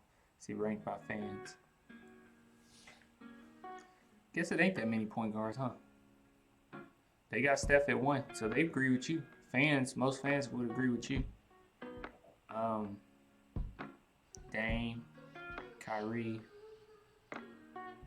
I think overall, talent-wise, I think Dame is. No, Dame doesn't show up in certain moments, but then sometimes Curry doesn't either. I would say Kyrie. Going down the list. Ben Simmons, that's not fair. Mike Conley, Drew Holiday. Yeah. I guess the only person I would put ahead of him is Kyrie. I'm being honest with you. I think Kyrie's better than Steph.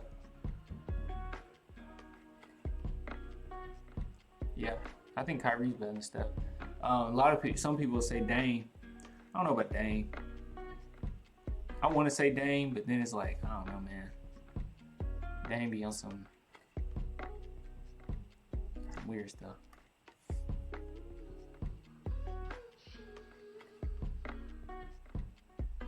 Yeah, I think just Kyrie. Kyrie was booty cheeks in the playoffs last year. Man, his whole team was off last year. I don't know what was over his team last year. I mean, his whole team was off last year. Yo, you know I got this light back here. It's not doing a damn thing. I can't even notice it. Like, what's the point of it? I don't even know what to do with it. Maybe I should have it like. Oh wait. Or I should just return it because it's stupid. Wait. Something. Does that look cool? Wait. If I do that, does that look cool or does it look stupid?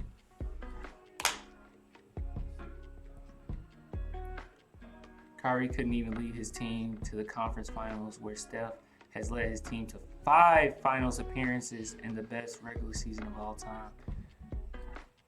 I mean, damn, man. But Kyrie didn't have KD, and I mean, I don't know, man. I mean, how many times did Cleveland go to the finals? Like, with that logic, I mean, Cleveland went, what, 3 times? I mean, could I say that Kyrie led his team to? Well, no, Kyrie wasn't even in one of those finals. I don't know, man. Steph got a stacked ass team, bro. But Steph, I'm not like taking anything away from Steph. I'm just saying I'm isolating these 2 players. And one thing that's extremely important to me is, like, what do you do once you're there? So, like, what do you do? This light is annoying. Here we go. Let's do that. Is that better? I think that's better. Like, what do you do once you're there? So my thing is, when Steph and Kyrie went against each other on the biggest stage possible, when it was actually fair, when they didn't have KD, because can we really count? Can we not count anything post KD? Like, can we just take that out too? But if I just take Steph versus Kyrie showed out versus Steph. Steph in the finals is not that good. That's not a good Steph. Steph is the best shooter of all time, but he isn't. I just feel like Steph going against Kyrie, I would take Kyrie. I think last year was just, I don't know what happened with Kyrie. I don't know what was going on, but his whole team played awful. And a lot of guys coming out saying it wasn't all Kyrie. Like, I don't know what's going on with that team. I don't know what happened. That's probably just karma for them getting rid of IT like that. Steph led his team, though, but Kyrie hasn't led his team to anything close to Steph. But Kyrie won a championship over Steph. I guess Steph won one over Kyrie. Okay. Yeah, Steph won one over Kyrie. But they had KD. And the other time that Steph won, which I don't even think this Steph don't have a Finals MVP, right? He don't have a Finals MVP. Yeah, the first time they didn't have Kyrie. Okay, so Kyrie wasn't even in the finals. When Kyrie was able to be in the finals, good and able, going against Steph, he showed the hell out. Like, he showed out. He doesn't get any credit, but he hit the shots of all shots. He hit one of the biggest shots in NBA history. And Steph, on the other end, missed. That could have been one of the biggest shots in NBA history. Maybe I just measure things on different scales, but I'm measuring it on like clutchness and what did you do when you were there. You know what I'm saying? Like, because you can't make it to the finals every single year. Kyrie didn't have the luxury of having a Kevin Durant on his team. Not only that, this season he was coming off of an injury. So it's a lot of stuff that's going on with Kyrie where it's hard for me to just straight up say Steph is better than Kyrie. I just don't think that. I think Kyrie is just overall better. Kyrie had LeBron. Kyrie had LeBron, but Kyrie was the finisher for his team also. Now, let's not act like Kyrie wasn't the finisher. Like, Kyrie was the finisher. Kyrie was the guy that they went to if they needed a shot. And not only that, how many points did Kyrie average in those finals? Did he average 30 something? So it wasn't like Kyrie was just getting carried by LeBron. It was the Kyrie and LeBron show for sure. But Kyrie was that guy. Like, he was the guy who had to score, and he did it.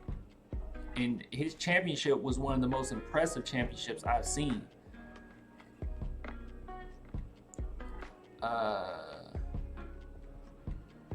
And Kyrie, Clan, Steph hit a lot of clutch shots in his career if you're talking about clutch shots. I'm not just talking about clutch shots. I'm talking about, I don't know, man. I'm thinking of it on this perspective, right? So it's hard for me to even think anything after KD. Like, it's hard for me to even go there because once they got KD, everything else is off the table. Like, once you got KD, to me, everything is going to be tainted what other players on that team does, because it's like you guys were already pretty damn stacked, and then you got KD. It's like, why even pay attention at this point? And Steph is amazing. Don't get me wrong, Steph is amazing. That's why I said Steph is number 2 behind Kyrie as far as point guards. But I guess I see it in this perspective. Like, I'm looking at it as, what did you do on the highest stage? Like, I'm just keeping it there, and my mind automatically goes, and maybe it's just a fault of my own, but my mind automatically goes to when Steph and Kyrie went head to head for a championship, when it was fair game. Both teams were equally as talented and they went head to head, and it really did become the Kyrie versus Steph show in the biggest of moments, Game 7 finals.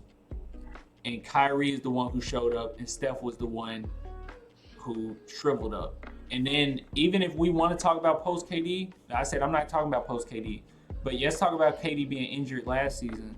In the finals, Steph had almost the exact same shot to make it, and he missed it. And I feel like these two guys have just as much talent as each other. Kyrie and Steph, they got two different games, but I think as far as talent, they're right there with each other. For me, like, watching a game and judging who do I think is better, and watching their careers and who I think is better, I go to clutchness. Like, that's what I'm doing. I'm not one of those people that call LeBron James the greatest player of all time. He's the GOAT. No, I don't believe that. because I automatically go to clutchness. We wouldn't have the same image of Manu Ginobili, Tim Duncan, Tony Parker if the guys wasn't clutch. I mean, they were clutch as hell. So I always go to clutchness. I'm sorry. Like, I think that those two guys are equally as talented, but I always go to clutchness. And I feel like I could take, if I take Kyrie or Steph and I put them on that Warriors team, I feel like I could win with Kyrie, I could win with Steph, but when Steph is on the stage by himself, and we're probably going to see it this season if I'm being completely honest with you, because he's going to be on stage by himself. When he's on stage by himself, I don't automatically think that he's just straight up better than Kyrie. But I don't know. Like I said, I could be wrong, but I don't know. He was completely buns in the playoffs. We've been over this. I can't even call Kyrie clutch anymore after what he did last year. I mean, that's fair. Kyrie hasn't accomplished anything by himself, so how could you say that? Steph hasn't accomplished anything by himself. I mean, Steph hasn't.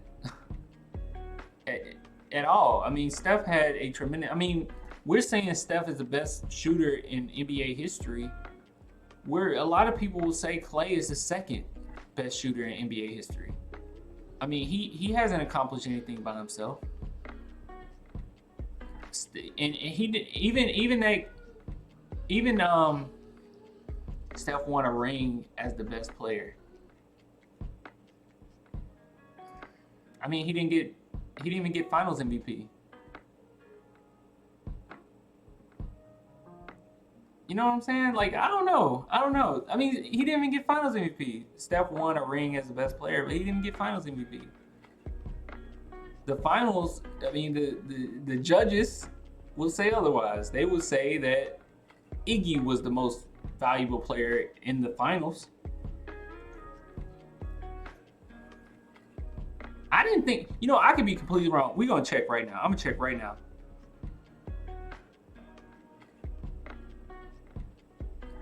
Steph was not the best player on the floor in any of his NBA finals. That's my thing. That's what I'm saying. Like, I'm going to go to it in a minute, but that's what I'm saying. Like, exactly what Ruru just said. Like, Steph is an amazing player.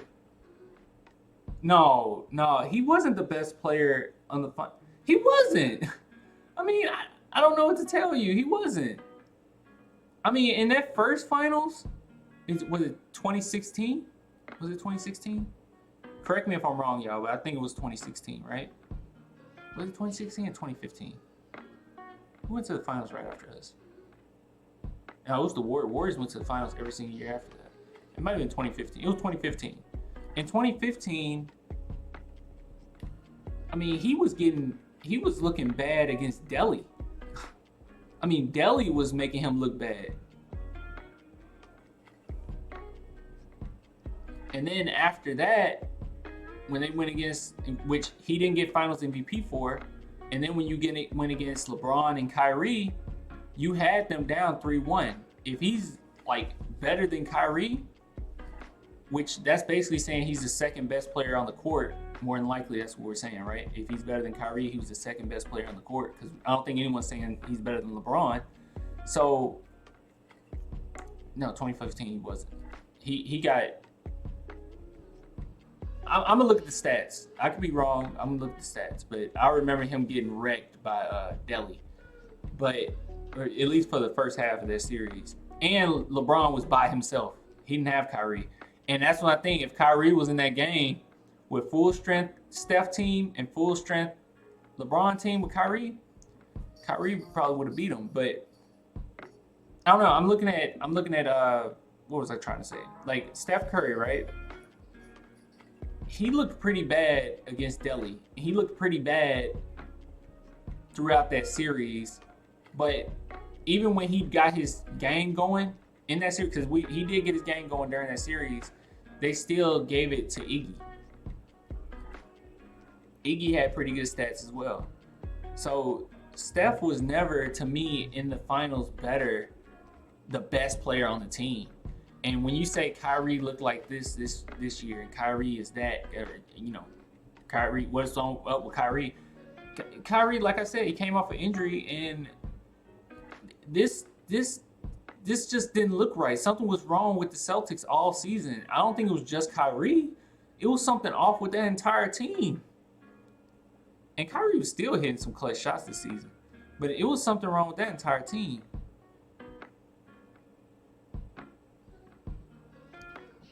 Della Vadova almost died defending Curry, but Curry kind of recovered. When was Kyrie the best player on the team and accomplished anything? He has a championship. What do you mean? I felt like he was the best player on the court Game 7 in the finals in 2016. I think he was the best player on the court. I think when it mattered most, I mean, I'm sorry, like these are moments, and I guess it's hard for me to separate the two, you know what I'm saying? Like from big time moment and like career or whatever. It's kind of hard for me to separate them. All right, I guess it's easier for me to separate. That's what I'm trying to say. Because I take moments, like these moments is what defines who you are. It defines like what legacy you leave behind. We wouldn't be talking about Michael Jordan being the greatest player ever if it wasn't for all of his clutch shots. Clutch as hell. This is the highest degree. You get one shot. That's it. And he hit a lot of them. Kobe did the same thing. Tim Duncan did the same thing. Manu Ginobili did the same thing. And then we look at, of course, championships. Kyrie hit one of the biggest shots in NBA history on Steph Curry. And then Steph Curry had a chance to go down the court and hit a big shot, would have been one of the biggest shots, and he missed. He missed that season. And then this season when he didn't have KD, he missed again. He had an open three this season, this finals, and he missed again. So it's hard for me to say on the highest degree, highest pedigree, what are you made of that Steph is better than Kyrie? I just can't do it. I just can't do it. I actually am kind of curious. I'm curious now.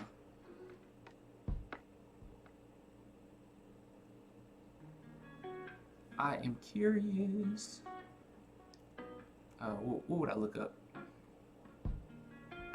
Guess I would look up Cavs, Warriors, 2015 stats.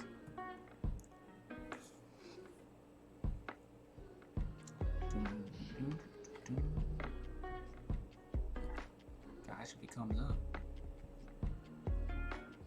I'm curious.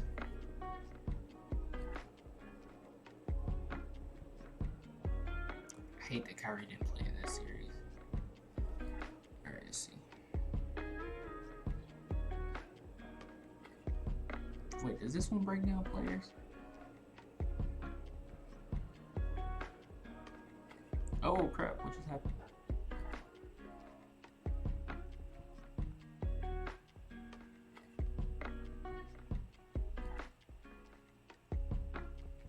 God, LeBron has so many damn points in that final. Not in one of these games did Steph have more points than LeBron. But let me see. But that wasn't the argument, was it?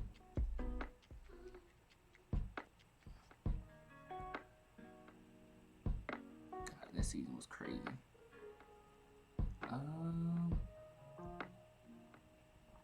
Actually, can I click on like those specific games? Oh, I can. Game 1.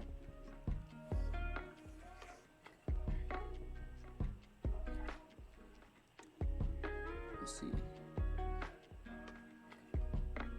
I'll say Warriors. Steph had 26 points. That's pretty good. Clay had 21. Steph played 42 minutes. Good lord. But yeah, it was Steph and Clay as far as points. Harrison Barnes had left. Draymond Green had 12. Iggy had 15. Iggy had a block and a steal. Steph had 2 steals, 8 assists. Yeah, Steph went off.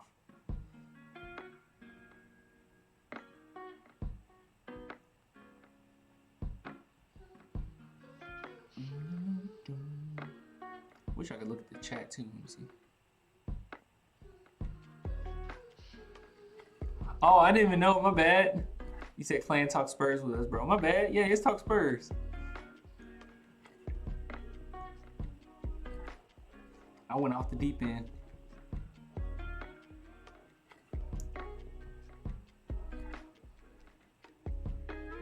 I hate we let the Clippers beat us round 1.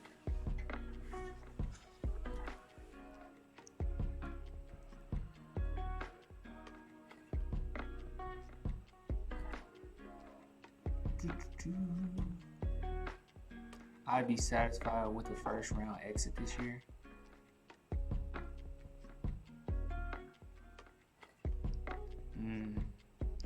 I don't know, Diamond. I don't know what you. I want a second round exit. What's wrong with y'all, dude? Oh my God. Y'all talking about second round exits, and what are y'all talking about? Oh, like,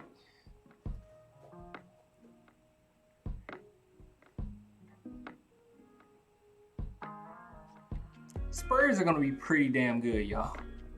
Like, pretty damn good. I mean, if you take last season, here's the thing.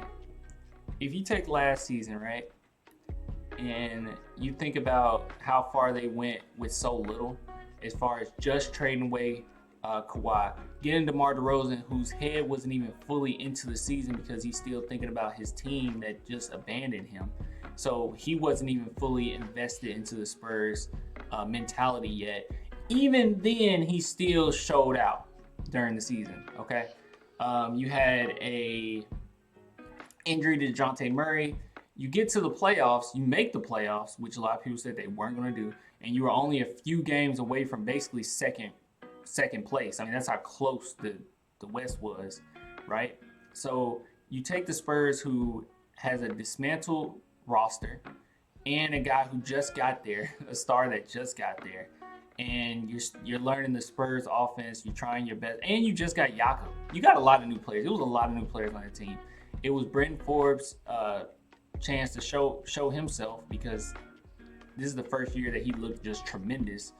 It's hard for me to sit here and say that after last season and looking at this season that the Spurs won't make the playoffs or it'll be another second round exit. I'm sorry. If they're healthy, and on top of it with Derek White developing his shot, DeJounte Murray developing his shot, DeJounte has had 2 off seasons now to do that. And on top of it, you got Damari Carroll, who's a tremendous defender.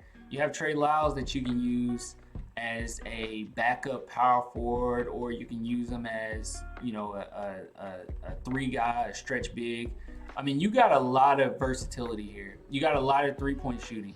And not only that, you have Lonnie Walker, who have not been able to really showcase his talent to the, you know, biggest degree, but now he has a chance to really showcase himself. It's hard for me to sit here and say the Spurs are a second round exit, first round exit this year and not making the playoffs. I think that's kind of ridiculous. I think that with the potential that the San Antonio Spurs have, and with the players, and with the defense, and with the depth, it's hard for me to say that the San Antonio Spurs aren't going to do something, or they're not capable of doing something. I think it's all out there, laid out for the Spurs to be able to do something. Now, other seasons, especially post 2014, it has been the Warriors show as far as their stacked teams, and then getting KD just brought them over the top. And honestly, realistically, it was hard for us or anyone to get past that team. Even the year 2017 where Kawhi got injured, that was still probably going to be a 7-game series. So that team was just dominating everyone. This year, I don't think that's necessarily the case. I think that we have a great team. We have a We have a lot of depth, and every team seems like they're kind of evened out a little bit. Everyone has about 2 superstars or 2 stars on the team. The Spurs have 2 stars, not superstars. We have 2 stars, but at the same time, like I said, DeJounte Murray, Derek White, and Lonnie Walker can play above their years, which they're very capable of doing. If they can play, well together and play hard and really showcase their skill, yeah, I don't see any reason for us not being one of the biggest contenders in the NBA, competing for a chance to win a championship. Talent-wise, we're nothing compared to the top West team. See, that's where I would disagree with you. Like, I understand what you're saying, because, here's the thing. I think that what's tough, and it's hard for me too, so I'm not going to, get mad at you or angry with anybody who thinks this way, that talent-wise we're not there, because I think that we're going off of players that we already know. We know what LeBron is capable of. We know what James Harden is capable of. We know what Westbrook is. We know what Steph is. These are players that we know. And the thing is, when you're a Spurs fan and then you're looking at these young guys, we don't really know what they're going to be. We know what DeMar DeRozan is. We know what LA is, and we know that them by themselves, is not going to be enough. Now, DeMar developing a three-point shot is going to help us a lot. By the way, not even develop. He has a three-point shot. Him just shooting more threes is going to help us a lot. So I look at it in this perspective. So we have a lot of players that we don't know what they're going to be yet, and we're going off of a lot of potential and ifs. But at the same time, we have so much talent, and I believe that Lonnie, Derek White, and DeJounte could be the next big three. And with that being said, if you have them coming together and being able to play very well together, even their first year being able to play well together, and then on top of it, you have those stars on your team, those couple stars, I think it will make up for these superstars that we might be going against. I think that our depth can make up for it. Honestly, and I'm not saying we are, but the 2014 Spurs wasn't more talented than the Heat. When they beat the Heat in 2014, they were not more talented than LeBron's team. They weren't. It wasn't just about talent. I think that everything, the accumulation of the heart, the spirit, the everyone knowing their role, everyone doing it to the best of their ability, I think that's what made them look like a super team. That's what made them look like one of the best teams in finals history. So to me, I feel like the Spurs have a great shot at beating anybody. I'm not really afraid of any team. I think that all of them are going to be talented. But we get this every year, y'all. Every single year, people say that they count out the Spurs and they say, well, the West is stacked and the Spurs don't have a place in it. It happens every single year. So, I'm not surprised that anyone would think that we don't have a chance in the West, because, they say it every year. They said it the years that we won championships. There weren't many years that we actually won a championship that they said that the Spurs were going to win the championship. Maybe 2014, but that's, it didn't happen too often. So I don't know, y'all. I'm not really too worried. And then not to mention that, we got so many threes. The team is just really good. The thing is, too, on paper, it's not all about talent. Because on paper, you look at the Lakers. Last year, they should have destroyed the Spurs, I would think. The Spurs didn't have DeJounte Murray. They had the guy who they said was always afraid of LeBron, DeMar DeRozan. How come we beat them 3 games out of 4 last season? Convincingly, too. Kind of whooped their ass. So it's hard for me to believe that the Spurs don't have any type of shot. Come on. We are the LeBron killer. I agree with DJ, White, and Walker being our next big 3, along with Bryn being a really good bench player.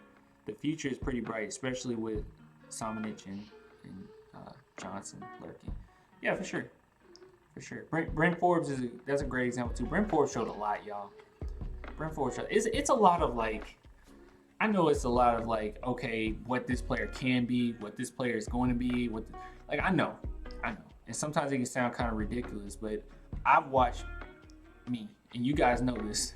I streamed a lot of games last year, like sitting here talking with you guys. I streamed a lot of them, and I will say that I personally, after watching this team all season long, watching almost every game, and the only ones I missed, I might have missed a quarter. So watching every single game last season, I can say with confidence that this team is going to be special. There was times last season, and I made lots of videos, it was times last season that I actually felt like that team could beat anybody. It was some nights last season that the Spurs were like, damn, this team can beat anybody. They can be unstoppable when they're on. But, you know, they were inconsistent. That was the problem.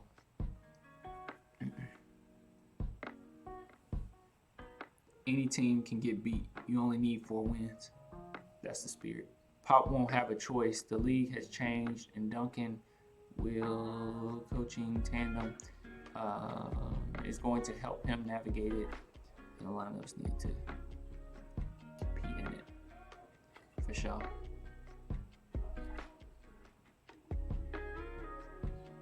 Oh, I'm saying what would be the best matchup for the Spurs going into the finals? Mine is Houston, Denver, and Lakers. Going into the finals,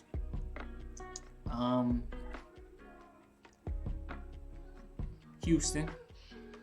Houston is the best one by far. Denver is a very complete team. So if you're talking about Western Conference Finals, I want. I mean, we're thinking really far ahead, but Houston, then Lakers. I wouldn't want to face the Nuggets again. They got a lot of chemistry. You think chemistry will help this season? I just said chemistry. Yeah, for sure. Yeah. Nuggets won't make the playoffs. Ooh, you crazy, Crammy. They should make it. But it's only 8 spots.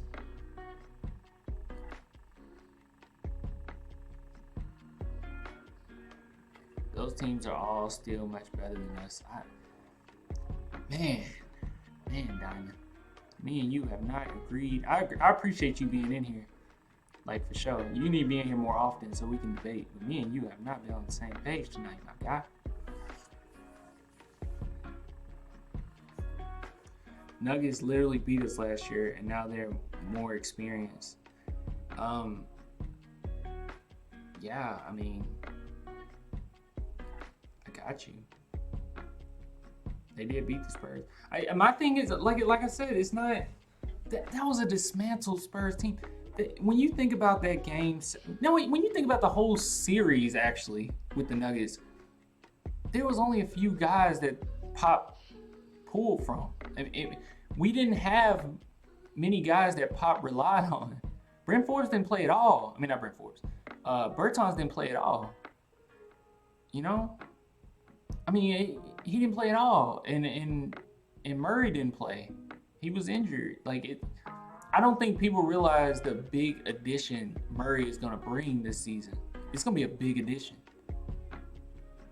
We lacked defense last year, and what the Spurs did this offseason was they made sure they got what they needed. That's what the Spurs always do. They're like, look, this is what we're lacking. We're good with this. Let's get what we need. And they went out and got some defense. And they said, all right, we good. They got Trey Lyles, stuff happened with Marcus Morris. But Trey Lyles is a good pickup. Trey Lyles look up to Tim Duncan. So it's a possibility that he could be pretty good. Be a top 10 pick. So I think that the Spurs did a great job this offseason. And I think that it's going to make a difference, a big difference. I think that unlike last season, we're going to have a team where you can possibly play every single player. It's going to be a deep roster. Last season, there was a place where you could stop. This season, the only place we're going to be stopping is maybe with the rookies. And that's way different than last season. The only thing we have on any of the top West teams is chemistry and the bench in some cases. But if we're going off history, superstars win rings, and we don't have a superstar. like I said, 2014, Spurs didn't necessarily have a superstar. And of recently, super teams have been winning championships. So let's not get that twisted. Of recent, super teams have been winning championships. You are completely right that you need a superstar, or you need, a couple stars to win a championship.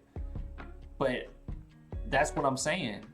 It's a possibility that DeJounte Murray and Derek White and Lonnie Walker, the combination of those three guys, could be hard to stop. And they could be star level players. They could be star level talent. It's just that we haven't seen it. We got to see it. That's the only thing. We know what Lonnie Walker, we know. We all agree. I think we all will agree a healthy Lonnie Walker is going to be a superstar in the NBA. I think we all agree with that at this point. DeJounte Murray got some stuff to show. Derek White got some stuff to show. But I'm just saying that those guys together could accumulate into a star team, a star lineup. That's what I'm saying. And the thing is, the past few years, it's been super teams. So when you say, stars win championships, it has been super teams that's winning these championships. The difference between since 2014 and now is that there's no super teams. Not really. Everyone seems like they're divided accordingly. We all agree that DeMar DeRozan, I'm not just being like straight biased here. We all agree that DeMar DeRozan, LA, not going to get the job done by themselves at all. Their style of play, especially LA, is not championship material. But I am banking on the fact that you have those two stars along with an upcoming big three that could be enough. And then you got Patty Mills' leadership, Marco Bellinelli's leadership. Both those guys got championships. You got Tim Duncan on the bench, who's going to constantly get on their ass with every single play. And they know what he is. He's an urban legend in San Antonio. So it's really hard for me to jump on that. These teams are necessarily better than Spurs, because it's not necessarily true. We don't know yet. You gotta see. Right now on paper, everyone looks great. But let the season play out. I love LA and DeMar, but they ain't no superstars. Oh, if I said that was a slip of tongue. They're not superstars. They're stars. They're not superstars. If I said that, y'all, please ignore that. I didn't mean to say that they're superstars. I do think that DeMar DeRozan has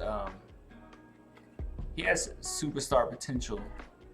Last season he was too inconsistent at times with defense, but I mean, dude was pretty great. Let's see.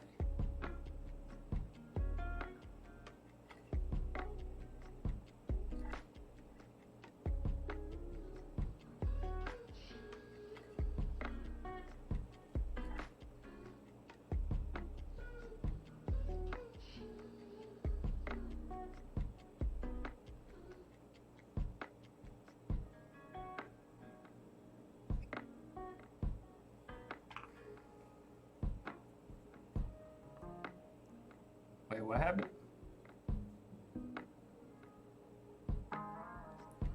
They are superstars in this era. Stop it. If AD is a superstar, so is LA. Oh, Ruru. Nah, LA. I don't know, Ruru. LA is not a superstar. AD's a superstar, but I don't necessarily believe in AD. Like a lot of people believe in AD. I don't really believe in AD when things matter most. I don't believe in AD like some people do. The way he quit on his team, I don't agree.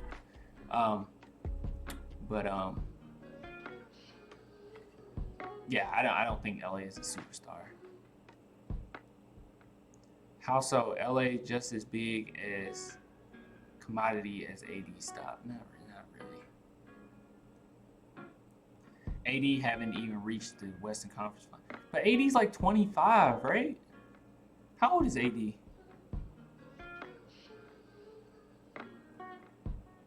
I guess LA reached it with the Spurs, but come on. Let me see. I just asked. Hey Google, how old is Anthony Davis? 26.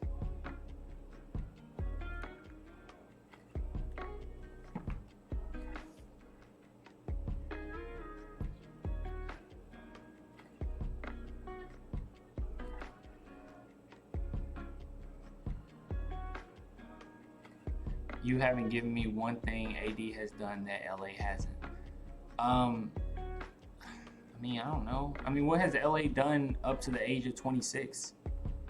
I mean, I'll have to look at it. I mean, if you want to just look at like what they've done, I feel like Anthony Davis probably got more accomplishments up to the age of 26 than LA did up to the age of 26. I could be wrong though. But then again, LA came in a different era too. It's not the same era. I guess eras are just getting smaller and smaller, it seems like. But LA came up where it was a lot of mid-range shooting too. I don't even think LA is a bad, like I'm not saying LA is trash or LA is a star. I just don't think he's a superstar. I don't, you could take Anthony Davis and he could have a game where this man puts up 30 points and 20 rebounds and you won't even blink an eye. You just be like, well, that's just another day for Anthony Davis. LA do that, we'll be celebrating. We'll be like, damn, LA went off. When he had that 50-point game, we were like, oh my God, this is incredible. I don't know, man. Kawhi superstar, man. Yeah, Kawhi superstar. Who said he wasn't? Kawhi been a superstar for a minute though. He been a superstar since, like, my opinion, 2016. Who said Kawhi in the? He isn't. Oh, I think he's a superstar. I think Kawhi's a superstar. Yeah, Kawhi's a superstar. I think he's getting a lot of praise right now, but watch him mess up. He's a superstar, but he's not. I'm not saying Kawhi is like. If we start saying Kawhi ain't a superstar, then there's a lot of players that aren't superstars that we probably say are superstars. You know what I mean? So I'm not gonna go there. I won't go there. I'm not even a big fan. I mean, you know how I feel about Kawhi. Screw Kawhi. They said F Pop. Well, I say F him. So led his team to a ring. Yay. Yeah. Kawhi is just getting overhyped because he carried the Raptors to the finals. I agree with that. He's getting overhyped, y'all. So let's not act like Kawhi ain't getting overhyped. He's getting overhyped to a point. He's definitely getting overhyped. I mean, even in the finals, when it mattered most, he kind of disappeared, and it took Van Fleet to kind of bring them home. And then after the game, Kawhi was like, "Put the attention on me," and the whole yelling and like, "Oh, whew, wow, I really did something." So, I mean, I agree. He's getting overhyped. Kawhi's getting overhyped, but he is a superstar. Let's see, y'all overhype AD, so we will see this year if he live up to it. I don't care what AD do. I don't want him to live up to nothing. I'm not. My thing is this, Ruru. My thing is this with AD. I think AD is a superstar. But that doesn't necessarily mean I would take him over LA, or I would take, well, shit.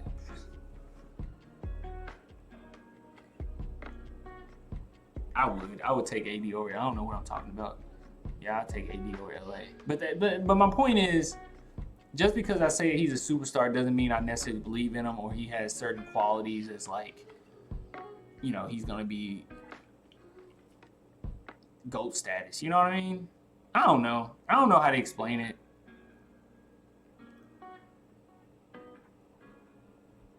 Bias is acting like LA is scrub compared to AD. Stop it. Yeah. I mean, he's not a scrub. LA isn't a scrub, but he ain't a superstar. Will Lonnie Walker ever be a superstar? Oh, by far, yeah. I agree with that. If he stays healthy, he could be a superstar for sure. LA is top 20. Stop it. Well, they said that, didn't they? They say he was top 20. Sports Illustrated said he's 16. You know he won't. He'll be a star. Wait, what's on? I'd trade LA for AD any day of the week, bro. Yeah, me too. MJ or LeBron James. Bro, MJ. Easy. I mean, let's not even debate this. Anybody that says LeBron's better than MJ, I'm going to need to block you.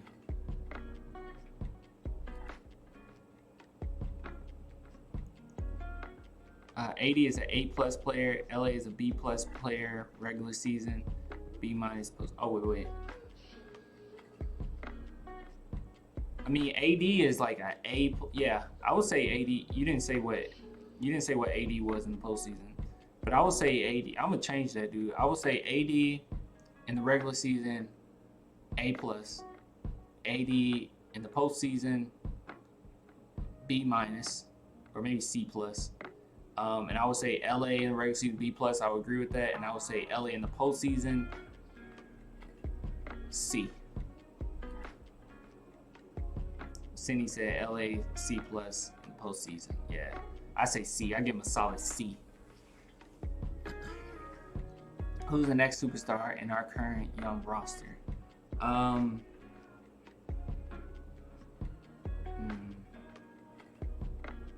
don't know. I mean, if it's anybody, if it's going to be like the next one, like who's the next one? I mean, I think it'd be foolish for us not to say probably Derek White. Just saying the quickest, but I mean, shortly thereafter, I mean, other people would be joining him. If we said who could be the next, it's possibly Derek White. I don't think Derek White hit his ceiling yet, and even right now, I think Derek White's pretty damn good.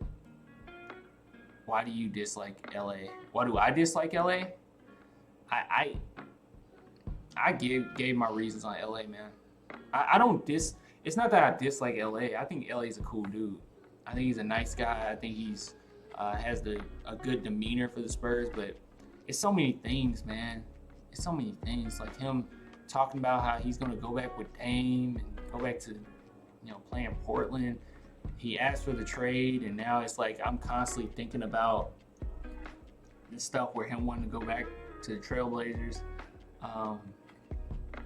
We get to the finals, or not the finals. We get into the playoffs several years, and he has to be the main guy, and he just doesn't really show up. This season, Game 6, he showed up. Game 7, he disappeared like crazy. And I wouldn't get too mad about him about disappearing in Game 7 if it was like, oh, they're double teaming or they're playing great defense on him. He was missing wide open shots, man. Like wide open mid-range shots. And it was like, dude, I can't do this. And then the end of the game, then how he doesn't even know the time on the clock and doesn't foul. It's just like, I can't with LA. So there's certain things with LA where I just don't believe in him, I guess. Prime LA ain't current LA. Even then, he always disappeared coming to play us. That is true. And that's hard to say. That's hard to that's just a hard thing to say, but it's completely truthful. That's real. Actually, he closer than you think. And if I can serve you a 50-piece with straight bully ball and no threes, you can ball. He can do that. That's the thing, Ruru. He can do it, but how often does he do that? If he can serve you a 50-piece with no threes and I guess you're saying minimal jump shot, he had a lot of jump shots, but if he can play some bully ball and give you a 50-piece, why couldn't he do that against a young Nuggets team? Why couldn't he? I don't need him to drop 50, but why can't he give us some bully ball in the Game 7? He didn't. He just disappeared. He shriveled up. He played soft in Game 7. It's just the truth. He plays soft. At least LA can get to the playoffs. Well, I mean, he's with the Spurs. Spurs haven't missed the playoffs since. The Spurs would have made the playoffs, and I don't mean to be like that. I think the Spurs would have found a way to make the playoffs with or without LA. I'm sorry, they would have signed another decent player. Probably not as good as LA, but they would have found a way to play. Spurs have not missed the playoffs in over 20 years, so LA making the playoffs ain't great. It's what you do once you get there, because you're gonna get there with the Spurs. You play your role, do your thing, you're gonna get there. Aldridge balled that game. Y'all talking about the 50 game. That game was amazing though. AD was hurt last year. I don't think AD was really hurt. That's my thing. That's why I'm not a big fan. See, I'm not a big fan of AD. Like people say, you talking about AD. I'm not trying to praise AD. I actually don't even really like AD. I'm just trying to be honest as far as my thoughts on it. It's just my opinion. AD stay hurt. Talk to me when dude can play 70 games and more consistently. Yeah, I mean, I I mean, at this point, Ruru, we're comparing. I don't believe in AD. Here's my thing. I don't believe in AD. I don't believe in LA. At this point, like I just said, like when we were talking about the Steph Curry versus Kyrie thing, I take two players who I feel like are similar as far as talent. They have just as much talent as each other. And then I say, okay, what can you do? Or I look at other aspects of the game and say, what can you do that's over the other guy? So when I said Kyrie's better than Steph, I said Kyrie is clutch. I feel like he's more clutch in the bigger of moments than Steph is. That's why I will put Kyrie slightly over Steph. So when I look at LA versus AD, I don't believe in neither of them. I don't think either one of them is that clutch. If I'm being just completely real with you, I don't care for either one of them as far as clutchness and the clutch gene and what they're gonna do in the playoffs. I don't think neither one of them will do anything in the playoffs. If I'm just being completely honest, I don't think either one of them do any in the playoffs. So then I would look at another aspect of the game and I would say who's more talented, who has more in their bag of tricks. And I think that without a doubt, AD has more in his bag of tricks than LA does. That's just me. You know what I'm saying? That's just me. I just feel like he has more to offer talent-wise than LA does. So I would say that he's better than LA. I don't think either one of them would do anything in the playoffs. It doesn't matter if you make the playoffs and you're going to choke there. Who cares? You might as well just miss the playoffs. That's my thing. I don't base like this player better than this player because he can make the playoffs more. Like, I don't care. I mean, you always exiting. And then the one year that you did make it to the Western Conference Finals, our guy goes down, our main guy goes down, and then you didn't show up at all. I mean, LA was non-existent. The only person that showed up in that 2017 series after Kawhi went down was Jonathan Simmons. The AD hype team needs to simmer down. He haven't proven nothing yet. Maybe I'm just upset they keep comparing dude to Duncan. Ooh, who did? Oh, they did do that.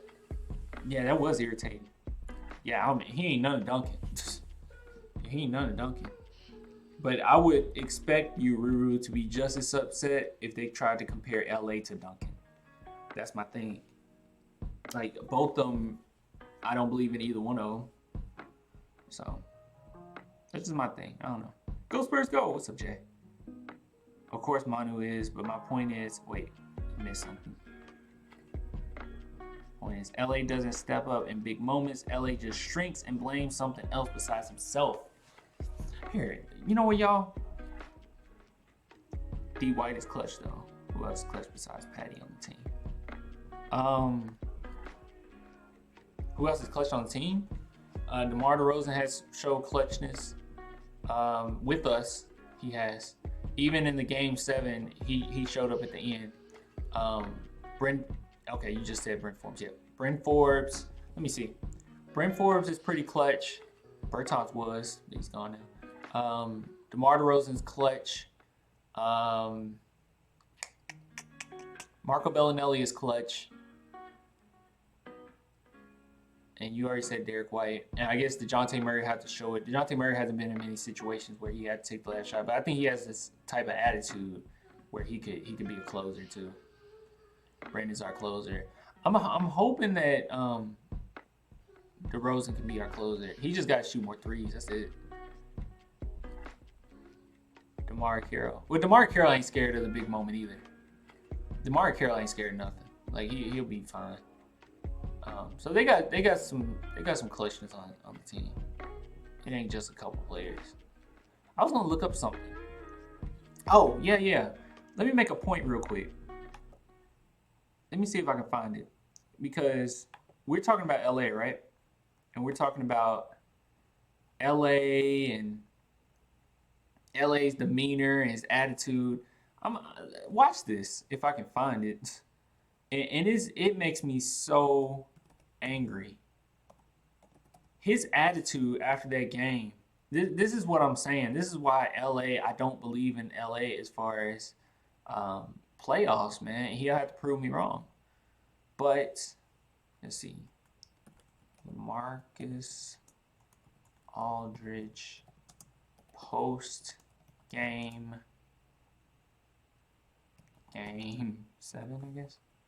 Let me see if I can find it.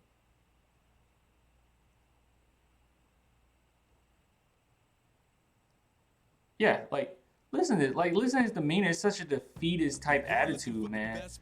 And this is the reason why I'm not a big fan. Like I'm a fan of his, but I'm not. He's gonna have to make me, which I'm sure he doesn't care, but he's gonna have to make me believe in him again. Listen to this. This is his type of attitude. Didn't hear him. Crowd was loud. I missed it. That's it. Whatever. Aware how much time was on the clock and kind of the situation and all that. Yeah. I just didn't foul. That was it. Having Should said have. that, I didn't. Mm. Nothing else to say about it. having said all that, Mm. you guys made a pretty valiant effort to get back in this one. I should have what do you say fouled. about I that? should have fouled, but I didn't. I mean, damn. Yeah. I mean, couldn't hear pop. Should have fouled. Didn't. I don't care. I'm ready to go home. I mean, this is the type of attitude he had after this game. This is what I hated. We had no quit all year. We've played against our adversity. Things have been against us all year. Guys have stepped up and we found ways, and this was no different. Marcus, what do you think was the true difference tonight? We competed. We made mistakes. Maybe more than them. We didn't make any shots. We made some tough shots. Body language is everything. We gave ourselves a chance. Put Body it out language is there. everything. And I have a hard time believing, and this is a veteran. This guy's been in the league a long time. I have a hard time believing in that. I'm sorry. I have a hard time believing in that. I have a hard time believing that he's going to be the one to take us to the promised land. I just don't see it.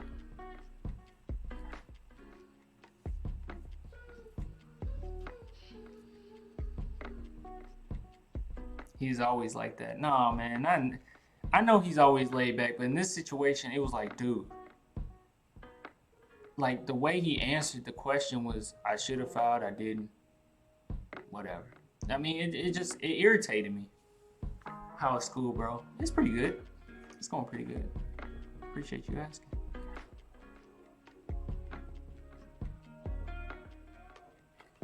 People loud outside.